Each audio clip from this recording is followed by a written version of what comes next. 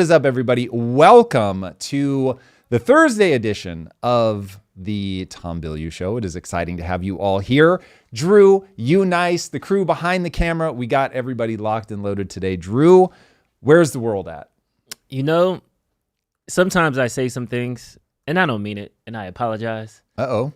Sometimes Trump says some things, but he doesn't get to the apology part. He just says it and acts like it's going to be a thing. So we're starting today is Trump backing down on tariffs. What's happening with China? He said in a press conference yesterday that the 145 is not going to end at 145. Is that a nice way to say maybe I messed up? We'll see. I have the footage pulled up right now, and we will see if this is going to be the future or is this just another art of the deal? Let's go. Justin suggested that with the tariff rates as high as they are now, it's effectively an embargo of trade between the United States and China. Do you see it that way? That's true. 145% is very high, and it won't be that high. It's not going to be that high. It got up to there. We were talking about fentanyl, where, various elements built it up to 145. No, it won't be anywhere near that high. And what level do you think it'll come down to if you haven't? It'll come down substantially, but it won't be zero. It used to be zero. We were just destroyed. China was taking us for a ride, and just not going to happen. It's not going to happen. We're going to be very good to China. I have a great relationship with President Xi, but they would make billions and billions and billions of dollars a year, and they would build their military out of the United States. I don't think he says anything else related to that. Besant has obviously a more nuanced take. Okay, so is this Trump realizing the calamity of his actions, or was this part of the plan all along? I think that the way that has the highest predictive validity, I have a hair on my face apparently, that has the highest predictive validity for looking at Trump is he always is willing to take an exit if he sees, this thing that I'm doing isn't working. I don't know yet if the right way to look at this is that it isn't working. It's that it is a highly risky game, that you are colliding the two biggest economies in the world. And what's going to be the fallout? I am still waiting to see. They keep talking about all the countries that are lining up. We've talked that there's an interview, I don't think it's this one, but maybe, where he asked Letnick, how many countries have we met with? And Letnick's like 90. And okay, but are we making any progress? If they're actually making progress, then it's Trump. I need to read The Art of the Deal. At the headline level, Trump says in the book, you've got to say that you're going for these absolutely outrageous things. You're trying to basically create a certain amount of uncertainty and chaos, so that then when you go and actually apply structure to it, people are happy to have the structure and they will agree to things that they otherwise might not have agreed to. Mm-hmm. If that's true, then yes, part of the strategy is go in, sow chaos, and no, I'm looking for that opportunity to say, okay, cool, now we have to back off. Is it rightly read as, oh shit, like I pushed this way too far and the stock market is in such disarray that now I realize I have to come in and do this? And was I surprised by the amount of chaos? That's the only part. I have no idea. And we will see over time if this is like just an intentional strategy that Trump runs over and over, and he's just very comfortable with the amount of chaos that it creates, and then he really does leverage that chaos. Or if we're in free fall and the fighting between Besant and Elon, which seems to have some credibility given that neither of them are denying it, and that those two are going head to head, which shows you that there's certainly no agreement across all of them in terms of what should we be doing to get the maximum impact. But no matter what all the intention, lack of intention is, there is a change in the rhetoric. So Besant is now being way clearer about, we're obviously not going to be moving forward with this. Mm-hmm. Trump is saying, obviously, we're not going to be moving forward with this. You can feel the downgrade of the aggression. So I don't know if that's because all these 90 meetings that they're having, people are coming up and saying, hey, guys, this is untenable. You're really freaking people out. And if you want us to negotiate a deal, this is going to take more time. You've got to calm the markets down. We want to be on your side, but you're acting too erratic. And so he's like, okay, I got what I need. And now is backing off. We'll see. I need to see what fruits are actually born of the tree of this chaos. Mm-hmm. If we get good deals with other countries, great. I'll take that as a good sign. If we don't, and this is all just rhetoric, then it's like, okay, terrible fucking strategy. And I think it's too early to say which is going to be true. With the globe kind of watching this I'm laughing at Jesus's X post. Jesus is in the feed? GZUZ X post. I'm a pronouncing Jesus because I like that pronunciation. Really yeah, he said he's a terror if like terrorist, but with terror. Right. We don't negotiate with terror ifs. I like that. That was a good one. Do my train of thought off. But yes, Canada don't negotiate with terrorists. But with this disarray, it seems like the entire globe was watching. The markets sold off, people react, treasury yields were like dropping. The market was like, oh, Trump is starting a trade war. I'm scared. I'm reacting. Sentiment changed. Then we seen a bunch of countries come to America. China now negotiating. We have rhetoric that they're talking to a lot of countries. I want to keep reminding myself everything is spin. Nothing is until a signed deal. Yes. It's all talk. It's all spin. We have seen China sign deals. They just signed a deal with Vietnam. They were meeting with another South Asian country that starts with an A. I'm blanking on the name. Ashbeka something. I got to look it up. I have no idea. But China is on the other side actually meeting with countries. They just signed a deal with South Korea and Japan. Do you think that Trump maybe assumed that once he did this, China would come back running, and he's kind of surprised that they're doing it? He had to at least think about this as he started this chaos. Or what's your take on that, of like the ramifications I of would that be chaos? shocked if they thought that China was going to come running. Yeah. That would be very unexpected. He clearly has signaled that he believed and still believes that we're going to come to a deal. I don't yet know what to read into the shift in tone of rhetoric, because the words that he's saying aren't super different, but the way that he's saying them feels very different. Same with Besant. I'd have to really sit down and do an analysis of like how would I describe the shift in tone, but less aggressive feels like the right answer. Yeah. So on that, I have to believe that he knew that China they're a very proud nation.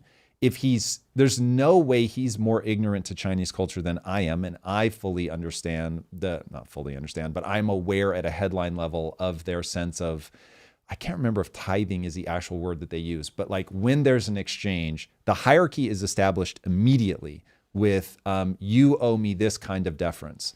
And so this is not a country that's going to be like, oh, yeah, like slap us around, say shit in public, and we'll just step to it. There's no way that he thought that that's how they were going to respond. Like, yes, sir, thank you, may we have another. There was no way that was going to be the response from China. And Jesus Christ, if he thought that was going to be the response, that would be beyond terrifying. So I think maybe this is what I want to believe from leadership, but I really do believe that he understood that this was going to be a battle. So he had to know they're going to go try to mop up deals, which is why they're racing to mop up deals. He has to be aware that this is a battle for influence in the world. And the reason that he moved so aggressively in the beginning is because he understood that they're getting in a better and better position with each passing day. And that if we didn't do something, then our role in the world would continue to be diminished. That is what it is. And I just refuse to believe that he's blind to that. Nothing in his behavior tells me that he's blind to that. Mm-hmm. I don't think Trump is giving it up. I do think this is another art of the deal play. And with China not calling, he's like, okay, they're not really going to be at 145, guys. You think, but I think they're talking. And I have a feeling that part of the change in rhetoric is because he realizes if he doesn't give them that up. Like, he has to create a way for them to save face. Yeah. One of the wisest things that I ever heard about the Russian-Ukraine conflict is, what is the off-ramp?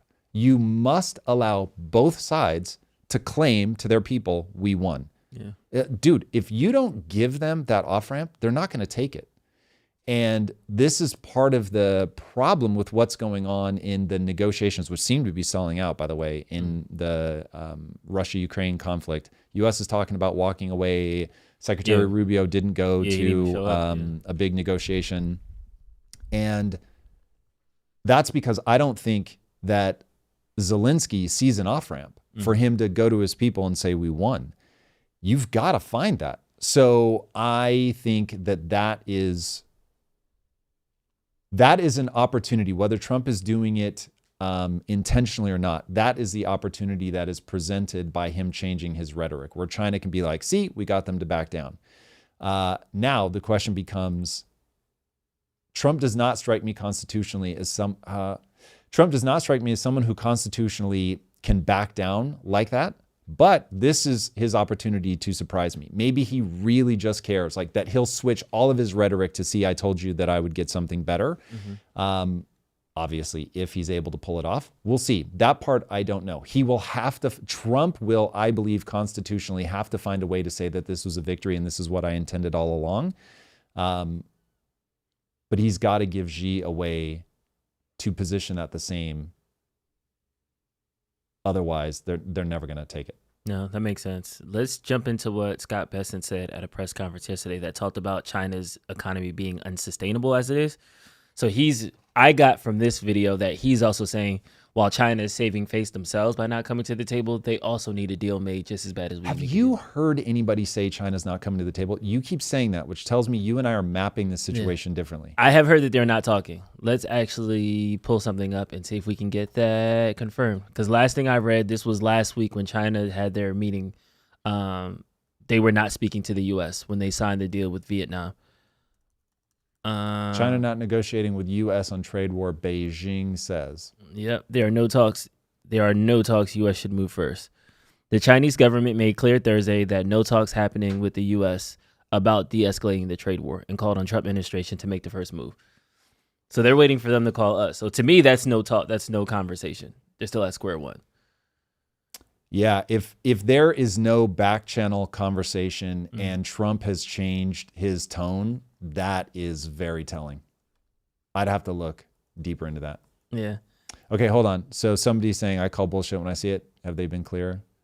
Trump has missed you. I'm blind to it. Okay, so Drew, help me map the things that I'm saying. What is the part that people think that I'm saying, oh, Trump has done all of this well? She said something. They said something earlier. I am looking for your comment. Psyche Kabito? Because the very way that my mind works is that I know that I live in a cloud of uncertainty and that I cannot see the future clearly. And what I'm trying to map is cause and effect. And so much of when I say, okay, this is how I think Trump might be thinking about it, is me planting a flag so I can look back and say, okay, did this play out the way that I thought that it was going to play out? Not that I'm like, oh, Trump is brilliant and this is all working out perfectly. There's no way to know that. Yeah. I don't know how this is going to end. I don't know if anything I'm being told is real. I don't know if things are going to work out well. But I struggle to understand why people think that what I'm saying is Trump is doing this all wonderfully. So Saki Kabito said, wow, look at Tom backing you up. You were saying Trump is making the right moves and now you're backing off like Trump. You're not backing you up, Tom, backing up. Backing up. The people model me in a way that I don't recognize. So the way that people model my thinking is that I'm on a team and that I'm just going to go to bat for that person. I'm not on a team. I have no idea if Trump is playing this well or absolutely terribly. So I am trying to look at the situation and leave mile markers to how I'm thinking about it in the moment so that when I get more information, I can look back and say, did I accurately map cause and effect? Because if I can build a mental model of how Trump is thinking, and then I see the outcome and I go, ooh, I was either right about my mental model of what he was doing. My mental model had high predictive validity or it had low predictive validity. If low predictive validity, I don't go, ooh, I'm so dumb. I update my mental model and go, okay, now I have a better understanding of how this person thinks because I was constantly running these future predictions and they either were right or wrong. And most of the time it's going to be right-ish or wrong-ish. You're almost certainly never going to get everything right. You're almost certainly never going to get everything wrong. Mm-hmm. And so, but when I see people reflect back to me what they think I'm doing mentally, I can't recognize it. And I don't know what other words to say. So, boys and girls, here is the operating assumption that I have. If you can build a predictive engine that has high utility, meaning when I believe this, I can ahead of time predict the outcome of my behaviors, you'll be able to do better things in your life. If you have low predictive validity, life is just confusing and you're not able to get directional momentum because you don't know what direction to move in because you have no map of how you think, which I think most people are blind to how they think. They steer by emotion. Some fascinating things coming out of the AI industry where they realize, humans actually don't. Like if you want to build an AI that thinks like we think, they're realizing you have to give them emotions because we're not a logical creature. Like our layer of logic is so thin. I feel like I am so aware that I steer by emotion that I'm constantly trying to figure out where are the logical connections to step outside of my emotions so that I can build a predictive engine that isn't predicting how I will feel about something. It is predicting what the actual outcomes will be. So anyway. Can you walk us through that then? So when Trump first talked about tariffs, you were talking to Destiny last November about it. He said across the board tariffs, that'll be a terrible idea, but we need strategic onshoring. We need strategic industries to come back. That was at day one. April 2nd, Liberation Day came. That happened. And now April 24th, we're there now. Give us through the evolution of your perspective of tariffs from when he first talked about it from the campaign trail to his implementation of it 94 days in. I don't know that my stance on tariffs has changed in the sense that tariffs are a tool that can be used to get the thing that we actually need, which is, given that we are in a headlong collision with China, you cannot allow them to control your manufacturing. Mm-hmm. Now, there is a big difference between tariffs are a potential tool that we can use to rectify that situation, and Trump is wielding those tools well. I am doing my best to map Trump's thinking to see if the way that I'm viewing his movements actually has high utility. So in the future, when he is talking, I can predict whether he's going to do something well or not. Mm-hmm. So that part, I don't know. And how tariffs in Trump's hands end up being, I don't know. I don't know if it will be good or bad. And then... Why is that funny? No, because I was expecting more. And then it just kind of ended. Taking a step back now. So we see what Trump's doing. We understand Trump's art of the deal style negotiation tactics. We understand that he sows chaos. I don't think you're advocating for his chaos. I don't think you're advocating for the changes in sentiment and the swings. I think you're looking at it soberly and saying, okay, if this has the necessary outcome that makes America better, that leads to human flourishing, I'm for it. If it does not, I'm against it. Was that a clear representation of your position? Yep. Okay. So then when these things change, like his rhetoric changes or maybe his negotiation strategy tactics change, it's not that your opinion on the topic changes. It's just now you're like, okay, I'm still waiting to see what the end result is. Because a lot of people in the chat are saying you're doing mental gymnastics trying to rationalize it or sane wash it.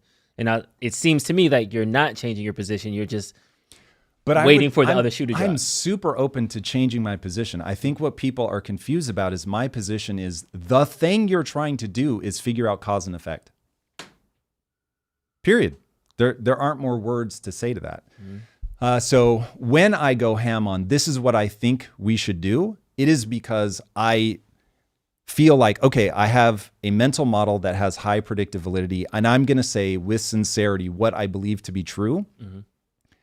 But they are strong convictions loosely held. So I'm perfectly willing to say, oh, actually, I thought that was going to be the way, but that isn't working. And what I what I have no interest in doing is saying like, I know how this is going to play out because I know that people clamor for certainty. So in business, one of the most important things you can do is intoxicate your team with certainty. Like you have to do it. I teach this in ITU. You've got to be able to intoxicate people with certainty. But the thing that I'm trying to do on camera is say, okay, there are two parts to that deal. Part number one, you look up at the night sky, you see a bunch of stars. You know that there's not actually a Big Dipper in the sky. Like you know that. But by drawing that constellation, even though it is untrue, it has utility because it allows you to track the movement of the night sky, which will allow you at night to navigate across the ocean in completely like uncertain. I have no idea where I'm going. Like there are no landmarks. There are only the things in the sky.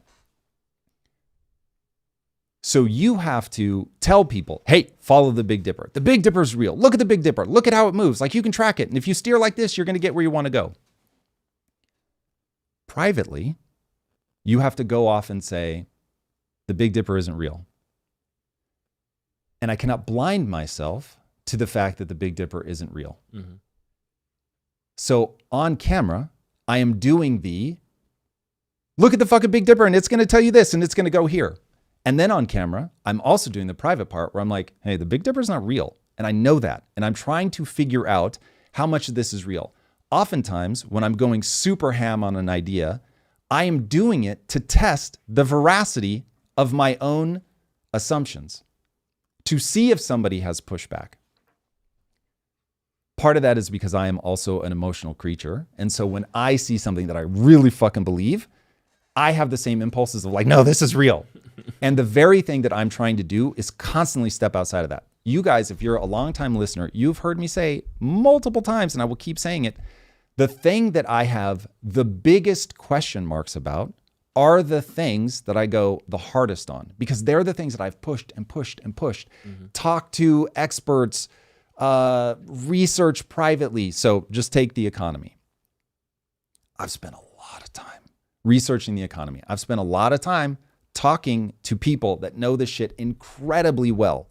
And so through all of that, I've come up with a very crystallized notion of what the constellations are in the sky that have the highest predictive validity that are going to allow me to steer.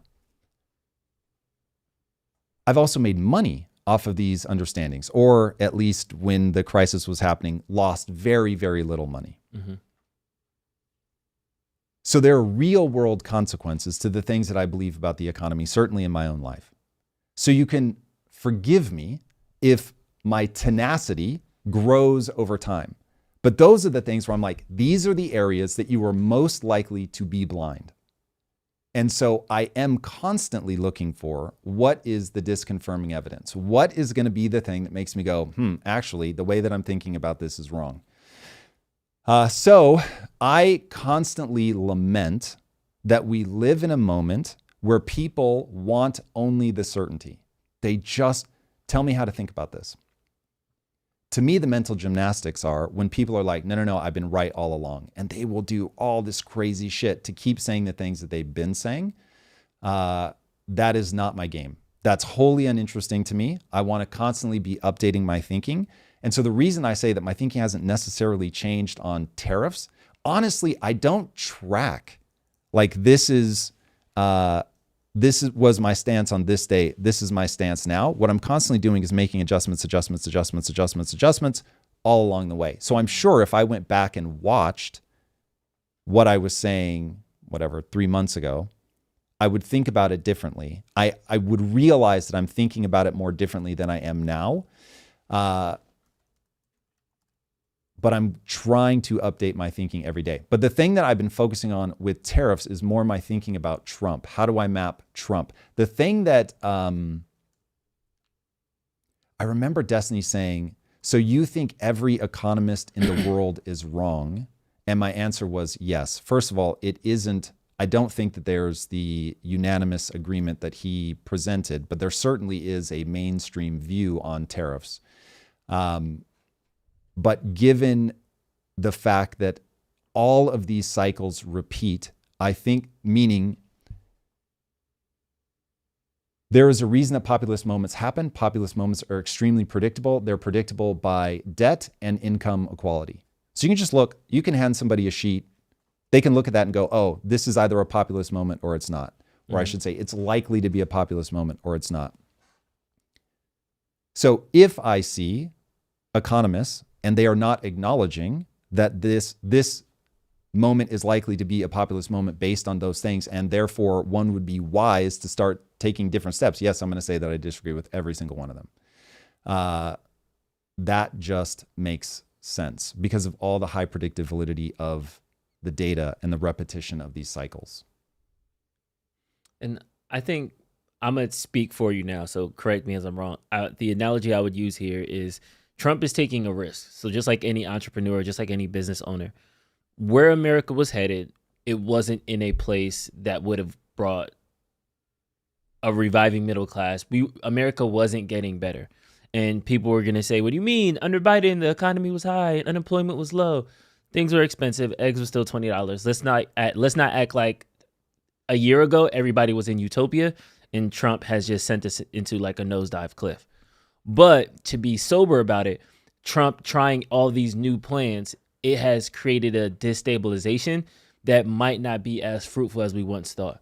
But I know a lot of times entrepreneur risk takers, there's a higher appetite for risk and chaos than normal. So maybe that's why it's like, I'm not preemptively thinking Trump failed just because the market went down. I'm not going to throw everything up and try to undo it, but more so let's actually wait for it to play out. No, that doesn't, I'm not thinking about it from an entrepreneurial standpoint right now in this minute around the perceived sense. No, I'll say it differently. Right now, I'm not thinking about it from an entrepreneurial standpoint. I mean, right now in this moment, obviously we have had that lens many times as we've talked about this issue, but right now in this moment, what I'm thinking about is, do we have enough data to say that Trump has created chaos unintentionally versus Trump has created chaos intentionally? I don't know. At the headline level, certainly, people will ask you to believe that the art of the deal, part of it is to ask for something absurd to create chaos so that you get out of the ruts that these situations have been in for a long time. Mm-hmm. Do I look at the world and say that could still be true, that it is possible that the highest predictive validity read on Trump is that he's going to, again in the future, post these tariffs, create chaos, that he's going to train the MAGA wing of the Republican Party to use this as a tactic to ask for absolutely ridiculous things, create chaos, and then settle for something reasonable? I don't see anything yet that tells me that that doesn't have predictive validity. And what I understand, people are going to keep mapping me back to, he thinks Trump is right. I'm not even, like, that's not what I'm trying to, that does matter to me. I want to know if the way that Trump plays this is quote unquote right, meaning that it worked, that it achieved the outcomes, because that will matter a lot in terms of my own thinking in my own life and my businesses, et cetera, because I'm watching somebody do this gigantic experiment. I want to learn from it. But more right now, the question that I think people are mismapping me on is, what am I trying to do with Trump? I care that Trump is right only in as much as he's the fucking president. And so this is going to impact all of us. So Jesus, I hope that he pulls this off. But from a ability to think well, I don't need him to be right or wrong. I simply need clarity on what he was doing and what the outcome was. If I can accurately map where he thought he would end up, the things that he did, and what outcome it actually yielded. Now, as they say, a fool never learns, a smart man learns from their mistakes, and a wise man learns from the mistakes of others. I can be wise and I can say, ooh, cool, I watched this play out. This is the whole point of being a historian, is to look backwards and say, oh, the details that they couldn't see in real time, we can map those patterns now and hopefully learn from them moving forward. All right, we have a red light. We have a red light because we got some comments. Let's go. Still about how you're on a team. And okay. I want to shout out these two specifically because they are saying the same thing. Monkey Jocks over here said, It's more, I think it's more tone and delivery on any given day. Words are not everything. Talking about how you talk about Trump and that you talk about him more emotionally than logically. And then we had another one similar to that. Do they have an example by any chance? If you guys have an example, Monkey Jocks, specifically you, Monkey Jocks, if you have an example, please give it to us. Give it to us. And then we had another one down here. Yes, simping for Trump is a good line. I don't know. I'm looking for an example. When did I simp for Trump? Every time you take up for him, it's seen as simping. Every time you try to explain his actions. To Nunez's point, it's a team thing. So as long as if you're not calling Trump a Nazi, you're on his team. But if I'm calling Trump a Nazi, then I'm on the other team. Here's another which is one. the right team. Are we putting right in air quotes or? But I'm being facetious. But that's what, like, because you're not doing this, you're on the wrong team. Here's the other one from Cope Ascetic. It said Tom's intonation when he has reviewed Trump's tariffs has sounded like he's looking forward to a positive outcome from them. Aren't you? What the fuck? So they're talking more about your tone and your Yeah, the way okay. you're talking about him. So Yeah. Okay. So cool. Here we go. I am now emotionally triggered. The tone change. But people are going to read this as being about fucking Trump. What the fuck? Guys, there are real consequences to all this shit. Remember, if you want high predictive validity of me thinking that I like Trump is not going to be the thing that will give you high predictive validity, because if he starts doing shit that doesn't work and is moving us backwards, which he may be doing right fucking now, and I have no idea. And when I look back on this, I'm going to be able to say, fuck that kid. What the fuck was he doing? I won't know until I see the outcome. He is running one of the two most important countries in the world. Jesus Christ. If he fucks all of this up, it's bad for the world. Do you not want him to do well? I wanted Biden to do well, even though I didn't end up voting for that team. I wanted him to do well. And if Trump fucks all of this up, he's not going to be in power. The Republican Party won't be in power in the next election. I will want whoever ends up getting into power to do well, even if I don't vote for them. Guys. Dev Z said something. He said people want America to lose just because it might make Trump look bad. And to me, that's so fucking crazy. Yeah, Jesus you should still want Christ. America to prosper. Like, if Trump came out with and taxed the rich and made Medicare for all, I feel like you should still clap for that. Like, it shouldn't be, oh, my guy didn't do it. Trump, like, so this whole thing, because the other team is in power in the White House, meaning we should hate if America. you believe like, you know, that taxing the rich is the play, and I was trying to Trump give comes the out to progressive say, policy to yeah. Trump, yeah. But like, if you're progressive and you want to see progressive policies do well, and Trump comes out and says progressive, you should be like, yeah, this is fucking dope. Yeah. 100%. Yeah. Okay.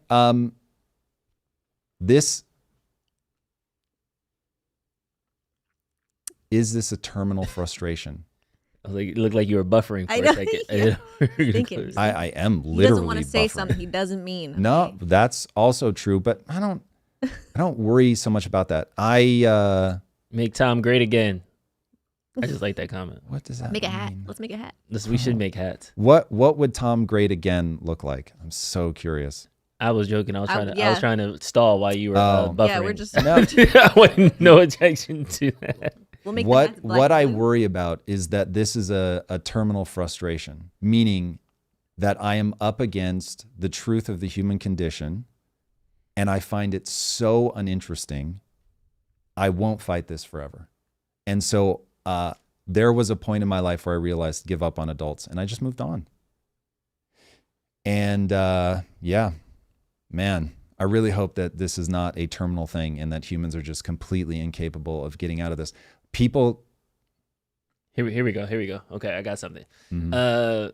I'm probably messing your name up, so I'm gonna apologize beforehand. Saki Kibito, I'm gonna call it that. Again? How blind is Trump? How blind is Tom? Trump was bluffing. The Chinese didn't fall for it. This is the whole art of the deal thing, where I think they're Hold saying on. Trump tried to say something, and Okay. Right now, we can have the debate at the level of Tom is dumb, or we can have the debate at the level of what do we think Trump was doing on purpose versus not doing on purpose. Okay, so taking the Tom is dumb debate. Drew, have I acknowledged previously that Trump could be bluffing and that he's just talking a big game to destabilize China? Yeah, you said that today. Okay, so am I blind to the fact that Trump could be bluffing? No. Anybody? Eunice, do you think that I'm blind? Okay, these are the people that are getting paid. Boys and girls, do you guys, Tom needs to go to the Olympics. This is mental gymnastics. I have to imagine that comment. Oh, Jesus Christ. Okay. Dear chat, can you state my beliefs about myself in a way that I would recognize? Elkie tried. I will be very interested to see. What I have noticed is that you look at Trump through a pro-Trump lens, not because you do that consciously, but because of the media sources you consume, which are mostly pro-Trump for what I've seen. We consume content. You think that's Elkie's attempt to say how I see myself in a way that I would recognize? Because that is absolutely. I think that's addressing the slant that you are. That's Elkie saying this is my attempt to map Tom in a high predictive way. Fair, but that is not saying that you understand me in the way that I understand myself. Which maybe doesn't matter, but MTGA, here we go. This is how this stuff starts. Oh. Okay. We should probably move on from that. I have one more. I have a lot of utility for the audience, meaning that they're going to care about it. Maybe they are. Our numbers are doing well today. What the fuck? Are people here for this? Yep. Nate Trout said, you grade Trump on a curve. Progressives are transing your kids, and Trump is always kidding or art of the deal. Meanwhile, the Supreme Court is ignored, and Hegseth is texting war plans twice. Okay, so this helps me understand how I'm being read and the difference between how I read the world and how they read the world. Anybody that thinks that I'm grading Trump on a curve thinks that I believe that giving him a grade at this point would be anything but a guess. What I'm saying is we're in the middle of it, and I have intuitions about where this goes, which I will happily plant a flag. You are fucking with China. They're a gigantic economy. They will not go down easily. Whatever plans we have, they will have counterpunches. This will not be easy. There will be a tremendous amount of uncertainty. Trump will read the tea leaves, and if people are turning against him, he will shamelessly adjust, and he will go back to the status quo if he has to. He'll find a way to spin it and make himself sound amazing. Constitutionally is incapable of doing anything but that. He is trying to protect. He believes that the world is deeply unfair against America, and he's trying to get everybody to bow to what he wants. I think that alienating your allies in the long term will play out poorly. I have a feeling that in his back pocket, he keeps a method of smoothing over relationships, and will do that with aplomb if, as he approaches the midterms, he realizes that he's put himself in a economically precarious position. That's how I actually view Trump. Okay, let's maybe go to a specific example, and that also transition us to our next topic. Sorry, I didn't finish I started by saying this is how they're thinking. So to put a button on that, what I'm saying is there's so much uncertainty right now, I can't read the future. And so given that, giving him a grade, all I can say right now is he's destabilized things. If he has destabilized things unintentionally and he's out of control, which is, I've always referred to this as, I don't think he's playing Tesseract chess. This is the shoot me in the ear, bro, hypothesis. So I don't know why people think that that's me saying that this is all working out and this is wonderful. I'm saying, I don't fucking know. This seems super high risk. It feels like we're driving on black ice, which I talked about that endlessly like 2 months ago. And when you drive on black ice at any time, you could lose traction. You just spin the fuck out of control. And you realize at that point how fast you're going. it is possible that this works. I don't deny that. I can see the path. I can map that out for what would have to be true for this to play out well. But I don't know we're actually on that path. Okay. So, valid. but the people that think that I'm grading him on a curve, that means they feel they understand. They feel they see the future. And because they believe that they see the future clearly, they assume that I believe I see the future clearly because I will aggressively say a thing. Even though I've said over and over and over, this. Do you guys know why I started lying and saying that Drew is 53? Because I knew it was easier for you guys to remember the lie. And so I knew it was going to catch on. Even though I say routinely, I'm just kidding. He's not 53. But it is so easy to believe the very simple, he's 53, and to forget that Tom is just trolling me. And so the nuance of, I have said, Drew, 1,000 fucking times, 1,000 times, how I've gotten rich. I've explained it. Up, down, left, right, center, B, A, select, start. And it is all intoxicate people with certainty and yet recognize you don't fucking know. And you run something called the physics of progress where you say, I think this is right. You try it. The world slaps you in the fucking mouth. And you realize, whoops, I wasn't as right as I thought I was. Mm-hmm. And so you adjust. But people, and by the way, I've railed. Okay, this is a PSA because my frustration is not being misunderstood. My frustration is I like being on a microphone because it forces me to journal and to articulate the things that I believe. And that level of clarity allows me to look back and adjust. But Drew, I also do it because I believe it is possible to help people live better lives because ideas control our lives. Can anyone tell me? This is just a mile marker for me. I have said that I want a phrase on my tombstone. Can anybody tell me what that phrase is? Here lies Tom, who had correct predictive validity. Nope. He just said this too. Dang, you did say this. And Dude, I say this all the time. Here lies I Tom. literally say the phrase, this is what I want on my tombstone. Yeah, you said this on Tuesday. Oh my God, Joel, I love you so much. Joel, I really fear that you guys are a freakish minority. Look at the chat. Oh my God. Come through, chat. Y'all making me look bad. Wow, you guys just gave me the chills. Well done, chat. You guys just gave me the chills. Well done, chat. Okay. You're having a biological experience. Thank you, chat. I feel a lot better about life. What was it? Oh, wow. Okay, so You're close, I guess. the reason that I go on and on and on about the fact that you're having a biological experience is we are all trapped inside of the way that the human mind works.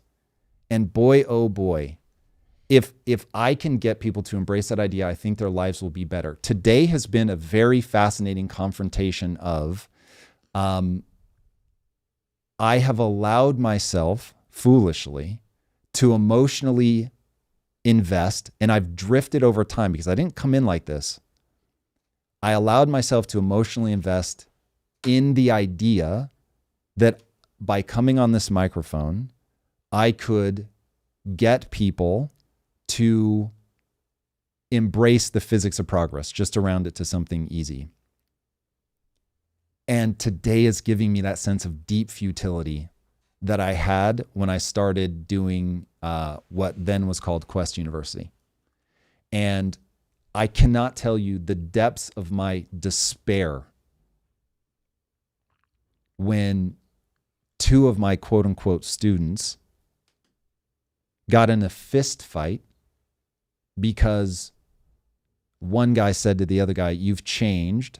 And when he said, "What do you mean?" He said, "You started reading." And they got in a fist fight over that. And I was like, whoa, I'm up against something that I can't overcome. Mm-hmm. That same vibe. Anyway. I want to bring us back really quick. To completely square that circle, I think what's happening is that a lot of people want us to call the game. It's almost, I'm watching the NBA playoffs right now. It's almost like it's the second quarter. The team is down. We're supposed to say that he lost. Drew, that isn't what's happening. No, because a lot of people are like, well, tariffs aren't working. This is going bad. Drew, Why aren't can I give you a slight, it is like a degree to the side of what you're saying. Okay. It's that they don't realize there's any way to live other than to call the game. They think their only option is to call the game. They have no sense that there's anything else. The number of times I've had a conversation with somebody and I'm sitting there and I'm like, I'm not able to pierce their frame of reference. So the words I'm saying, I'm going to give you a real conversation that I had with somebody. I went on a business trip with one of the people that reported to me. Two of the people that reported to me. I think this was to like Walmart. It was a huge fucking meeting. And another person that I know absolutely hated one of them and loved the other one. So you're with two people. Yeah, and that let's call them person hated A and person B. And somebody else hated A, loved B. Correct. Perfect. Got it. They hated A and they loved B. Uh-huh. We go into the meeting and person B, who was loved, fucking derailed. And I was like, holy Jesus. And person A calmly closed that, solved the problem, got us the deal. I come back and I said, person B, who you love, almost fucked up the whole deal. Person A, who you hate, saved the day. And that person looked me dead in the eye and was like, I knew it. Fucking person B is amazing and person A is a retard. And I was like, no. It's not what I said. I said, person B, who you love, fucked it up. Person A, who you hate, saved the day. I knew it, man. Fucking person B. Dude, I'm not kidding. Just insert the names. It was that where I was like, hold on. Literally, I am saying the exact opposite. I didn't say words like this, Drew. These were the words I fucking said. I'm like, hold on, say it back to me because you're freaking me out. And he finally was like, holy shit, I so hate that guy. Every time you say it, I hear the exact opposite. And I was like, yo, what the fuck is happening? That's frame of reference. Now I'm as sucked into a frame of reference as anybody. Please do not think that I'm somehow above this fray. I am just so aware of the fact that I'm likely to get sucked into that I'm just constantly trying to figure out, okay, where am I blind? What am I doing? I'm driving myself off some cliff that I can't see. So it isn't that it manifests as people want me to call the game, but they don't realize that I'm literally beating the drum over and over and over and saying the only reason to be here, the only reason to engage with my content is to recognize that I am an AI that takes a strong, sincere take on what they believe, and that the whole thing I'm trying to get you to understand is that you're trapped inside of a frame of reference and that the only way out is something I call the physics of progress. That's it. I just want to loop and loop and loop and loop and loop around that. And if people try to model me as somebody who wants to be a team player, who's cheering for Trump, whatever, I will seem nonsensical to you. Because if this doesn't work out, if America ends up in an economically worse place and we don't have control of manufacturing in the US, and I realize, holy shit, Trump has put us in a worse position. Because remember, I've made my thoughts very clear. The thing that we have to solve for is you cannot be in a Cold War with somebody who controls your manufacturing. And so if we end up in a position where China controls more of our manufacturing, I'm going to be like, well, this was a fucking clusterfuck. No regard for what that means about my thoughts on Trump or what I say about him or anything. I want to ask you this question, not because I don't know the answer, but because I want you to say it out loud for the audience to hear. Emmanuel Ortiz, please ask Tom what he's trying to achieve. All these topics are out of his hands. Tom used to speak about things of our control, and we work on them. Yep. So that wasn't really a question. Oh, what do I want to achieve? Okay. So the phase 1, as I call it, version of Tom, where I just talk about empowering ideas. I get that. I am grateful for everybody that enjoyed that part of my life. I have a defect in my personality where I am the artist, your favorite musician, who does that hard rock album that you love and you fell in love with them. And then their next album is a bluegrass album. And you're like, fuck you very much. And I remember thinking, why don't these guys just make the music that their fans like? Like, why do they do that? And it just struck me as really stupid that they would change their style after building a fan base. And then lo and behold, as a YouTuber, that's exactly what I've done. And I've reinvented the channel. This is like our 4th reinvention. Because I have to stay intellectually curious and engaged. And I found myself getting absolutely bored to tears and deeply afraid that what I was doing was spiritual entertainment. Okay, so then I step back and I go, if I'm going to do this, and instead of just going off and doing the things that I enjoy myself, if I'm going to engage with the world at large, what would need to be the outcome that I would at least be aiming at? Whether or not I'm able to get there, I have my doubts, trust me. It would be to help as many people as humanly possible yield outcomes in their life that are rad. Human flourishing.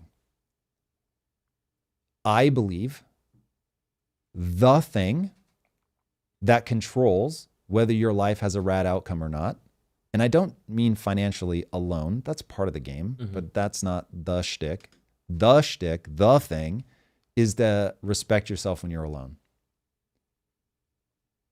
To do that, I am running the experiment of, I believe that the way that I approach the world is extremely high utility, which is I'm likely to be blind. I'm likely to be stuck in my own biology. I'm likely to get things wrong. If I'm willing to be laughed at and embarrassed longer than the next person, I can stack skills. Skills have utility. If I can do something in the world that other people can't do because I was willing to look stupid for longer than they were, then I'll be able to do things in my life that matter. So whether that's improve my marriage, which is the thing I am most proud of in my life is my marriage. I can generate more money. I've certainly proven that that's true. I can feel good about myself when I'm by myself. We'll leave it at that bundle. So if I can bring that idea set to a large number of people, I unfortunately am not motivated by I've helped one person. That would not feel like a life well lived to me. I get it. If I'm on my deathbed and that's all I've done, I will immediately switch over to, well, all that matters is helping one person. I'm so aware that I would make that switch as a way to protect myself. I get that. But right now, that's not interesting to me. And I want to do it at scale. I want to see how many people I can positively influence.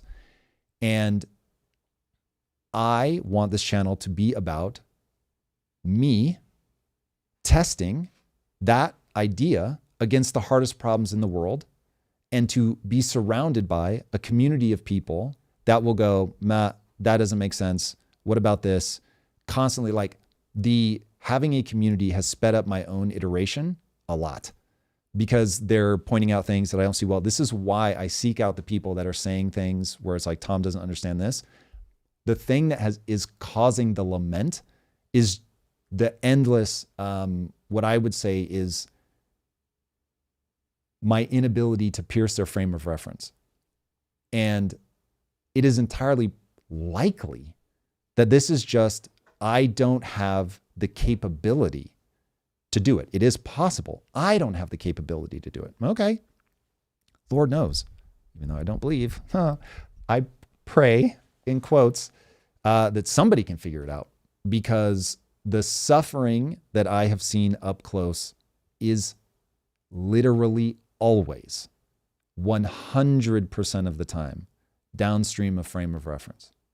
Frame of reference is made of three things: your biology, your beliefs, and your values. Yeah. Sometimes we just get into a loop. I understand what you're saying, that it's not necessarily people. When you say we get into a loop, do you mean I get us into a loop? This exchange like dynamic with the chat where we talk about a problem, the problem breaks in a certain direction, and then it almost seems like people are expecting you to come and say, yeah, see, told you. Like, they kind of want to dunk on people. They want to stick it. They want to call the game. Yeah. And it's just like, it seems short-sighted. Yes. Okay. But I want to get something that I think an actual example will ground us a little bit. Let's go. And this will be like a real life example. So let's talk about Doge. When Doge was first announced, it was 1 trillion in cuts. Yep. Elon Musk, greatest capital allocator, your words, in history. That's undeniable. I won't say in history, but it's undeniable he's the greatest living capital allocator. Is now joining the government to help out. Yep. I was for it. I think the government wastes things. Their amount of waste in the government is crazy, so I'm all for it. After the whole, we collect all this money in income tax, but we don't even have clean roads everywhere. I'm 100% like, we need to be more efficient. You can't pass an audit. Yep. Yeah. But now with Musk taking a step back, I expect Doge to have fewer. It won't work as well. It won't work as well. Thank you. Or they won't achieve what they set out to achieve. Yeah. Yeah. So right now, let's just call it that Doge is in its fourth quarter. It's winding down. It's not going to all of a sudden ramp up. I'm going to be honest and be 100% sober. It hasn't even been 100 days yet. But so far, out of the 1 trillion they found, they made 160 billion in savings. I'm looking at it right off of the doge.gov website. What they promised versus what they actually delivered is about 10% of what was on the table. Now, if we extrapolate that, this 10%, if you times that by 4, that would be 400 billion. And then over the next 3 years, they probably could have gotten to that trillion number if we just. Well, I think Doge is only supposed to last 18 months, full stop. It was supposed to be 18 months, period. Pretty sure. Okay, so then yeah, that it has a self-destruct clause in its formation. Yeah. Almost certain. So then they ran for 3 months roughly, 3xing this. Okay, they're at 600. Well, it'd technically be 6x, but. No, because they did 3 months. 3 months, 18 divided by 3 would be 6. Yeah, did I say 6x? I said 3x. Right. So my bad. 6x, yes. In my head, I did 6. And I doubt it will be that, because I'm sure that they went to the lowest hanging fruit, so it'll probably diminish. Yeah. So maybe they could have gotten to that number. But right now, with Musk leaving, with this being the final result, they're at 160 billion. Uh-huh. What would be your take on Doge from where it initially started till now? A lot of people are saying, oh, see, Elon tried to fire a bunch of people. He was messing with the Constitution. He tried to enrich himself. That's kind of the narrative. Mm-hmm. Walk us through how your thoughts might have evolved on this topic now that we had it from the inception to now it's perceived winding down. Okay.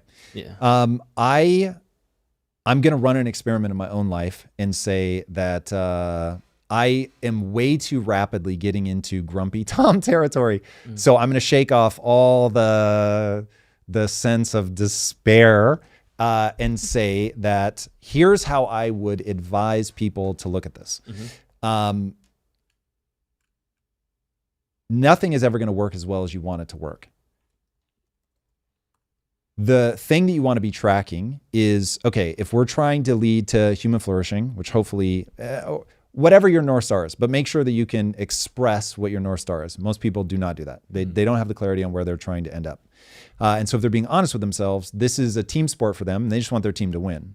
Okay, well, at least we know. And then if you're willing to say out loud, I just want my team to win, at least I know what I'm up against. But that would help a lot. Like, where are you trying to get to? Okay, and now, like, I know where we're trying to get to. So we can even take a sub goal from the human flourishing to something that's way more practically related to this. That I want tax dollars to be spent efficiently so that each of the citizens that are paying into that system get maximum benefit.